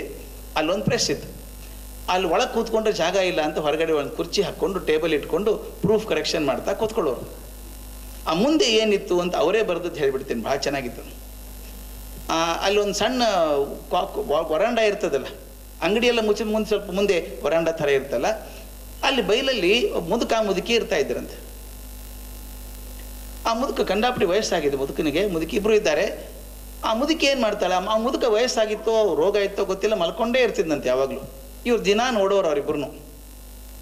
ಆಕೆ ಮಧ್ಯಾಹ್ನ ಏನು ಮಾಡ್ತಿದ್ಲು ಮುದುಕಿ ಅಂದರೆ, ಆ ಇರೋ ಜಾಗನ ಚೊಕ್ಕಟವಾಗಿ ಕ್ಲೀನ್ ಮಾಡಿಕೊಂಡು ಒಂದು ಚೀಲ ಹಿಡ್ಕೊಂಡು ಅಲ್ಲಿ ಹೋಗಿ ಸುತ್ತಮುತ್ತಲ ಬಿದ್ದಿರ್ತಾವಲ್ಲ ಸಾಕಷ್ಟು ಮಂಡಿ ಅಂಗಡಿ, ತರಕಾರಿ ಬರೋದೆಲ್ಲನೂ, ಯಾವುದೋ ಲಾರಿಯಿಂದ ಸೋರಿ ಬಿದ್ದಂಥ ಬದನೆಕಾಯಿನೋ ಈರುಳ್ಳಿನೋ ಏನೇನು ತರಕಾರಿ ಬಿದ್ದಿರುತ್ತೆ, ಕೊಳೆತದ್ದು ಹುಳುಕ್ಲಾದದ್ದು ಎಲ್ಲ ಆರಿಸ್ಕೊಂಡು ಬರ್ಬೇಕಂತೆ. ಅದನ್ನೆಲ್ಲ ತೊಳೆದು ಆ ಕೊಳೆತದ್ದು ಹುಳುಕಲು ಭಾಗ ಎಲ್ಲ ಕತ್ತರಿಸಿ ಹಾಕಿ ಇರೋ ಒಳ್ಳೆ ಭಾಗ ಇಟ್ಕೊಂಡು ಮಡಿಕೆಯಲ್ಲಿ ನೀರು ಹಾಕಿ ಅಂಬಲಿ ಮಾಡಬೇಕು, ಕುದಿಸ್ಬೇಕು. ಹೇಳ್ತಾರೆ ಅವ್ರು, ಕುದಿಸಿದಾಗ ಆ ಘಮಲ್ ನನ್ನ ಮೂಗಿಗೂ ಬಿಡಿತಾ ಇತ್ತು ಅವ್ರು ದೂರ. ಆಮೇಲೆ ಅವ್ರೇನು ಇರೋದು 4-5 ಮಡಿಕೆ, ಒಂದು ಮಡಿಕೆಯಲ್ಲಿ ಹಿಟ್ಟು ಮಾಡಬೇಕು, ಇನ್ನೊಂದು ಮಡಿಕೆಯಲ್ಲಿ ಅಂಬಲಿ ಮಾಡೋದು, ಇನ್ನೊಂದು ಕುಡಿಯೋಕೆ ನೀರು ಇಟ್ಕೊಳ್ಳೋದು, ಇನ್ನೊಂದು ಸ್ವಲ್ಪ ದೊಡ್ಡ ಮಡಿಕೆಯೊಳಗೆ ಸ್ನಾನದ ನೀರು, ಅಲ್ಲೆಲ್ಲ ಏನೋ ಪುರುಳೆ ತಂದು ಹಾಕಿ ಬೆಂಕಿ ಮಾಡಿ ಮಡಿಕೆಯಲ್ಲಿ ನೀರು ಕಾಯಿಸ್ತಿದ್ಲಂತ ಮುದುಕಿ. ಕಾಯಿಸಿ ಮುದುಕನಿಗೆ ಸ್ನಾನಕ್ಕೆ ಹಾಕಬೇಕು. ಆಕೆ ವರ್ಣನೆ ಹೇಗೆ ಮಾಡ್ತಾರೆ ನೋಡಿ, ಅವ್ರ ಮಾತೇ ಕೇಳೋಣ ಅದನ್ನು. ದೊಡ್ಡ ಗಡಿಗೆಯೊಳಗೆ ನೀರು ಕಾಯಿಸುವಳು, ಆ ಬಿಸಿ ನೀರನ್ನು ಗಂಡನಿಗೆ ಸ್ನಾನ ಮಾಡಿಸುವಳು, ಅದೂ ಸಾವಕಾಶವಾಗಿ. ಆತನ ಮೈ ಹುಣ್ಣಾಗಿ ಕರುಟುಗಟ್ಟಿದ್ದ ಕಡೆಯೆಲ್ಲ ಮೆತ್ತಗೆ ಕೈಯಿಂದ ಸವರುತ್ತಾ ಅವನ ನೋವು ಆಯಾಸವು ಪರಿಹಾರವಾಗುವಂತೆ ಬಿಸಿ ನೀರು ಹಾಕೋಳು. ಅವನು ಆ ಸಂತೋಷದಲ್ಲಿ ನಗುಮುಖದಿಂದ ಸ್ನಾನ ಮಾಡಿಸಿಕೊಳ್ಳುವನು. ಹಾಯ್ ಎಂದು ಮಧ್ಯೆ ಮಧ್ಯೆ ಉದ್ಗಾರ ತೆಗೆಯುವನು. ಸ್ನಾನವಾದ ಬಳಿಕ ಅದೇ ಕೊಳಕು ಬಟ್ಟೆಯಿಂದಲೇ ಮೈ ಅವನು ಒರೆಸಿಸಿಕೊಳ್ಳುವನು. ಇದೆಲ್ಲ ಬಯಲಿನಲ್ಲಿ ಆದ್ದರಿಂದ ನನ್ನ ಕಣ್ಣಿಗೆ ಚೆನ್ನಾಗಿ ಕಾಣಿಸುತ್ತಿತ್ತು. ಆಮೇಲೆ ಆಕೆ ಒಂದು ಊಟದ ಎಲೆಯನ್ನು ಹಾಕಿ ಅದರ ನಡುವೆ ಬಿಸಿ ಬಿಸಿ ರಾಗಿ ಹಿಟ್ಟಿನ ಮುದ್ದೆಯನ್ನು ಇಡುವಳು. ತಂಬಿಗೆ ಗಾತ್ರದ ದೊಡ್ಡ ಮುದ್ದೆ ನೋಡಿದ್ರೆ ಆರೋಗ್ಯ ಚೆನ್ನಾಗಿಲ್ಲ ಅನಿಸುತ್ತೆ ಒಂದು, ಅದು ಊಟ ಚೆನ್ನಾಗಿತ್ತು, ದೊಡ್ಡ ಮುದ್ದೆ. ಅದರನಲ್ಲಿಯೇ ಬಟ್ಟಲಿನಂತೆ ಕೈಯಿಂದ ಕೊರೆಯುವಳು, ಕಟ್ಟಿದ ಕೊಳದಂತೆ. ಅದರ ನಡುವೆ ತಾನು ಕಾಯಿಸಿದ ಅಂಬಲಿಯನ್ನು ಹಾಕುವಳು. ಮುದುಕನು ಹಿಟ್ಟಿನ ಸ್ವಲ್ಪವನ್ನು ತೆಗೆದು ತುಂಡು ಮಾಡಿಕೊಂಡು ಅಂಬಲಿಯಲ್ಲಿ ಅದ್ದಿ ಬಾಯಲ್ಲಿಟ್ಟುಕೊಂಡು ಚಪ್ಪರಿಸಿ ನಗುವನು. ಒಂದೊಂದು ಮಾತನಾಡುವನು, ಆಕೆಯೂ ಮಾತನಾಡುವಳು. ಈ ಊಟ ಅರ್ಧ ಗಂಟೆ ನಡೆಯುವುದು. ಇದನ್ನು ಸಾಕ್ಷಿಯಂತೆ ನೋಡುವುದು ನನಗೊಂದು ಸಂತೋಷ. ನೋಡಿ, ಆ ಮುದುಕಿ ಊಟ ಮಾಡೋದು ನೋಡ್ಕೊಂಡು ಕೊಡ್ತಿದ್ರು ಇವರು. ಹೇಳ್ತಾರೆ, ಸಂಜೆಯೂ ತಪ್ಪದೇ ನಾನು ಇದನ್ನು ಬಹು ಕುತೂಹಲದಿಂದ ನೋಡುತ್ತಿದ್ದೆ, ಅದೊಂದು ಆನಂದಾನುಭವ ನನಗೆ ಅಂತ. ಅದು ಹೇಳ್ತಾರೆ. ಯಾಕೆ ಆನಂದ ಆದದ್ದು ಅಂತ ಹೇಳ್ತಾರೆ. ಆನಂದಕ್ಕೆ ಕಾರಣವಾದದ್ದು ಇಲ್ಲಿಯ ಪ್ರೀತಿ, ಅನ್ಯೋನ್ಯ ಪ್ರೀತಿ. ಆ ಮುದುಕಿಯರ ಬಡತನವನ್ನು ಮರೆಯಿಸಿತ್ತು. ಅವರಿಗೆ ಆಗ ಲಾಟ್ರಿಯಿಂದಲೋ ಬೇರೆಲ್ಲಿಂದಲೋ ಹಣ ಬಂದಿದ್ದರೆ ಅದರಿಂದ ಅವರಿಗೆ ಈಗ ಆ ವಯಸ್ಸಿನಲ್ಲಿ ಏನು ತಾನೇ ಪ್ರಯೋಜನವಾಗುತ್ತಿತ್ತು. ಹಣ ಪ್ರಯೋಜನಕ್ಕೆ ಬಾರದ ವಯಸ್ಸು ಅದು. ಅದಕ್ಕಿಂತ ಹೆಚ್ಚಾಗಿ ಪ್ರೀತಿ ಅವರ ಮುಪ್ಪನ್ನು ಮರೆಯಿಸಿ ಯೌವನವನ್ನು ತಂದುಕೊಟ್ಟಿತ್ತು. ಇನ್ನೂ ಹೆಚ್ಚಾಗಿ ಪ್ರೀತಿಯವರ ನೊಂದ ಬಡಕಲು ಕೊಯ್ಕಲು ಮೈಗಳಲ್ಲಿ ಅವರ ಪಾಲಿಗೆ ಸೌಂದರ್ಯ ದರ್ಶನ ಮಾಡಿತು. ಎಂಥ ಅದ್ಭುತ ಮಾತು. ಅಷ್ಟು ಬಡತನ, ಅಷ್ಟು ತೊಂದರೆ ಇದ್ದರೂ ಕೂಡ ಆ ಜೀವನದ ಸಂತೋಷ ಪಡೋದನ್ನು ಡಿವಿಜ್ ಹೇಳ್ತಾರೆ, ಇದೊಂದು ಆನಂದಾನುಭವ ಅಂತ ಹೇಳ್ತಾರೆ. ಜೀವನದಲ್ಲಿ ಕಷ್ಟ ಇದೆ, ಕಾರ್ಪಣ್ಯ ಇದೆ, ರೋಗ ಇದೆ, ಆದರೆ ಅದೆಲ್ಲದರ ನಡುವೆ ಪ್ರೀತಿ ಇದೆ, ಸೌಂದರ್ಯ ಇದೆ. ಆ ಪ್ರೀತಿ ಸೌಂದರ್ಯ, ಅದೇ ಐಶ್ವರ್ಯ. ಪ್ರೀತಿ ಅನ್ನೋದೇ ಹೃದಯ ವಿಕಾಸದ ಒಂದು ರೂಪ ಅಂತ ಬರೀತಾರೆ. ಪ್ರೀತಿ ಅನ್ನೋದೇ ಹೃದಯ ವಿಕಾಸದ ಒಂದು ರೂಪ. ತಾವು ಇಟ್ಟ ಪ್ರತಿಯೊಂದು ಹೆಜ್ಜೆಯಲ್ಲೂ ಹಾಗೆ ಬದುಕಿ. ಎರಡು ಥರ ಜನ ನೋಡ್ತೀವಿ ನಾವು, ಹೇಳೋದೊಂದು ಮಾಡೋದೊಂದು. ಆದರೆ DVG ಹೇಗೆ ಹೇಳಿದ್ರು ಹಾಗೆ ಬದುಕಿದ್ರು. ಅವರೊಂದು ಪದ್ಯ ಬರುತ್ತೆ, ಇಡೀ ನಮ್ಮ ಯೋಗವನ್ನು ಹೇಳುವಂಥದ್ದು ಒಂದು ಪದ್ಯ ಅವರದಿದೆ. ಆ ಹಾಗೆ ಬದುಕಿದಂಥದ್ದು ನಾವು ಕಂಡಿದ್ದೇವೆ. 2 ಕೋಣೆಗಳ ನೀ ಮಾಡು ಮನದ ಆಲಯದಿ, 2 ಕೋಣೆಗಳ ನೀ ಮಾಡು ಮನದ ಆಲಯದಿ, ಹೊರ ಕೋಣೆಯಲ್ಲಿ ಲೋಗರಾಟಗಳ ನಾಡು, ವಿರಮಿಸೊಪ್ಪನ ನೀನು ಒಳಮನೆಯ ಶಾಂತಿಯಲ್ಲಿ, ವರಯೋಗ ಸೂತ್ರವಿದು ಮಂಕುತಿಮ್ಮ. ಅದ್ಭುತವಾದ ಯೋಗ ಸೂತ್ರವನ್ನು ಕೊಟ್ಟಂಥವ್ರು. 2 ಕೋಣೆ ಮಾಡ್ಕೋಬೇಕಂತೆ. ಎಲ್ಲಿ? ಮನದ ಆಲಯದಲ್ಲಿ. ಮನಸ್ಸಿನೊಳಗೆ 2 ಭಾಗ ಮಾಡ್ಕೋಬೇಕಂತೆ. 2 ಕೋಣೆಗಳ ನೀ ಮಾಡು ಮನದ ಆಲಯದಿ, ಹೊರ ಕೋಣೆಯಲ್ಲಿ ಲೋಗರಾಟಗಳ ನಾಡು. ಹೊರಗಡೆ ಜನರ ಆಟ ಆಡು. ನಿನಗೊಂದು ಚಿತ್ರ ಇದೆ, ಯಾವುದೋ ಗಂಡ ಆಗಿದ್ದೀರಿ, ಹೆಂಡತಿ ಆಗಿದ್ದೀರಿ, ಯಾರಿಗೋ ಅಧಿಕಾರಿ ಆಗಿದ್ದೀರಿ, ಯಾರಿಗೋ ನೌಕರರಾಗಿದ್ದೀರಿ, ಯಾರಿಗೋ ಪಕ್ಕದ ಮನೆಯವರಾಗಿದ್ದೀರಿ, ಯಾರಿಗೋ ತಂದೆ ಆಗಿದ್ದೀರಿ, ತಾಯಿ ಆಗಿದ್ದೀರಿ. 10 ಮುಖಗಳು ನಮಗಿದ್ದಾವೆ. ಜಗತ್ತಿನಲ್ಲಿ ಆಟ ಆಡಬೇಕು ನಾವು.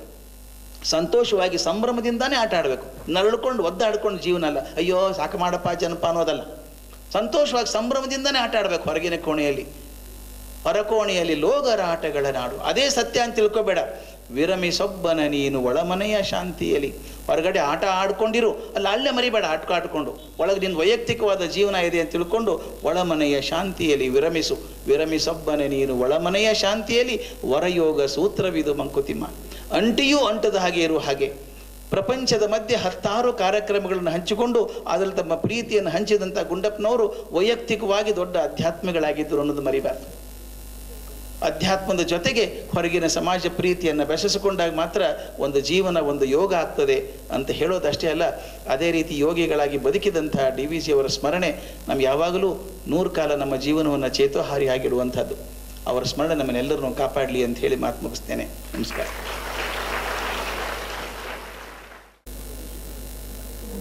ತಮ್ಮ ಅದ್ಭುತ ವಾಗ್ಜರೆಯಿಂದ ನಮ್ಮನ್ನೆಲ್ಲ ಒಂದು ಉನ್ನತ ಅಲೌಕಿಕ ಅನುಭವದಲ್ಲಿ ಹಿಡಿದಿಟ್ಟಿದ್ದಂತಹ ಡಾಕ್ಟರ್ ಗುರುರಾಜ ಕರಜಗಿ ಅವರಿಗೆ ಯೋಗ ಮಂದಿರದ ಪರವಾಗಿ ಸನ್ಮಾನಿಸಬೇಕಾಗಿ ಯೋಗ ಮಂದಿರದ ಹಿರಿಯ ವಿದ್ಯಾರ್ಥಿ ಡಾಕ್ಟರ್ ಶಿವಣ್ಣ ಅವರಲ್ಲಿ ಕೋರಿಕೆ.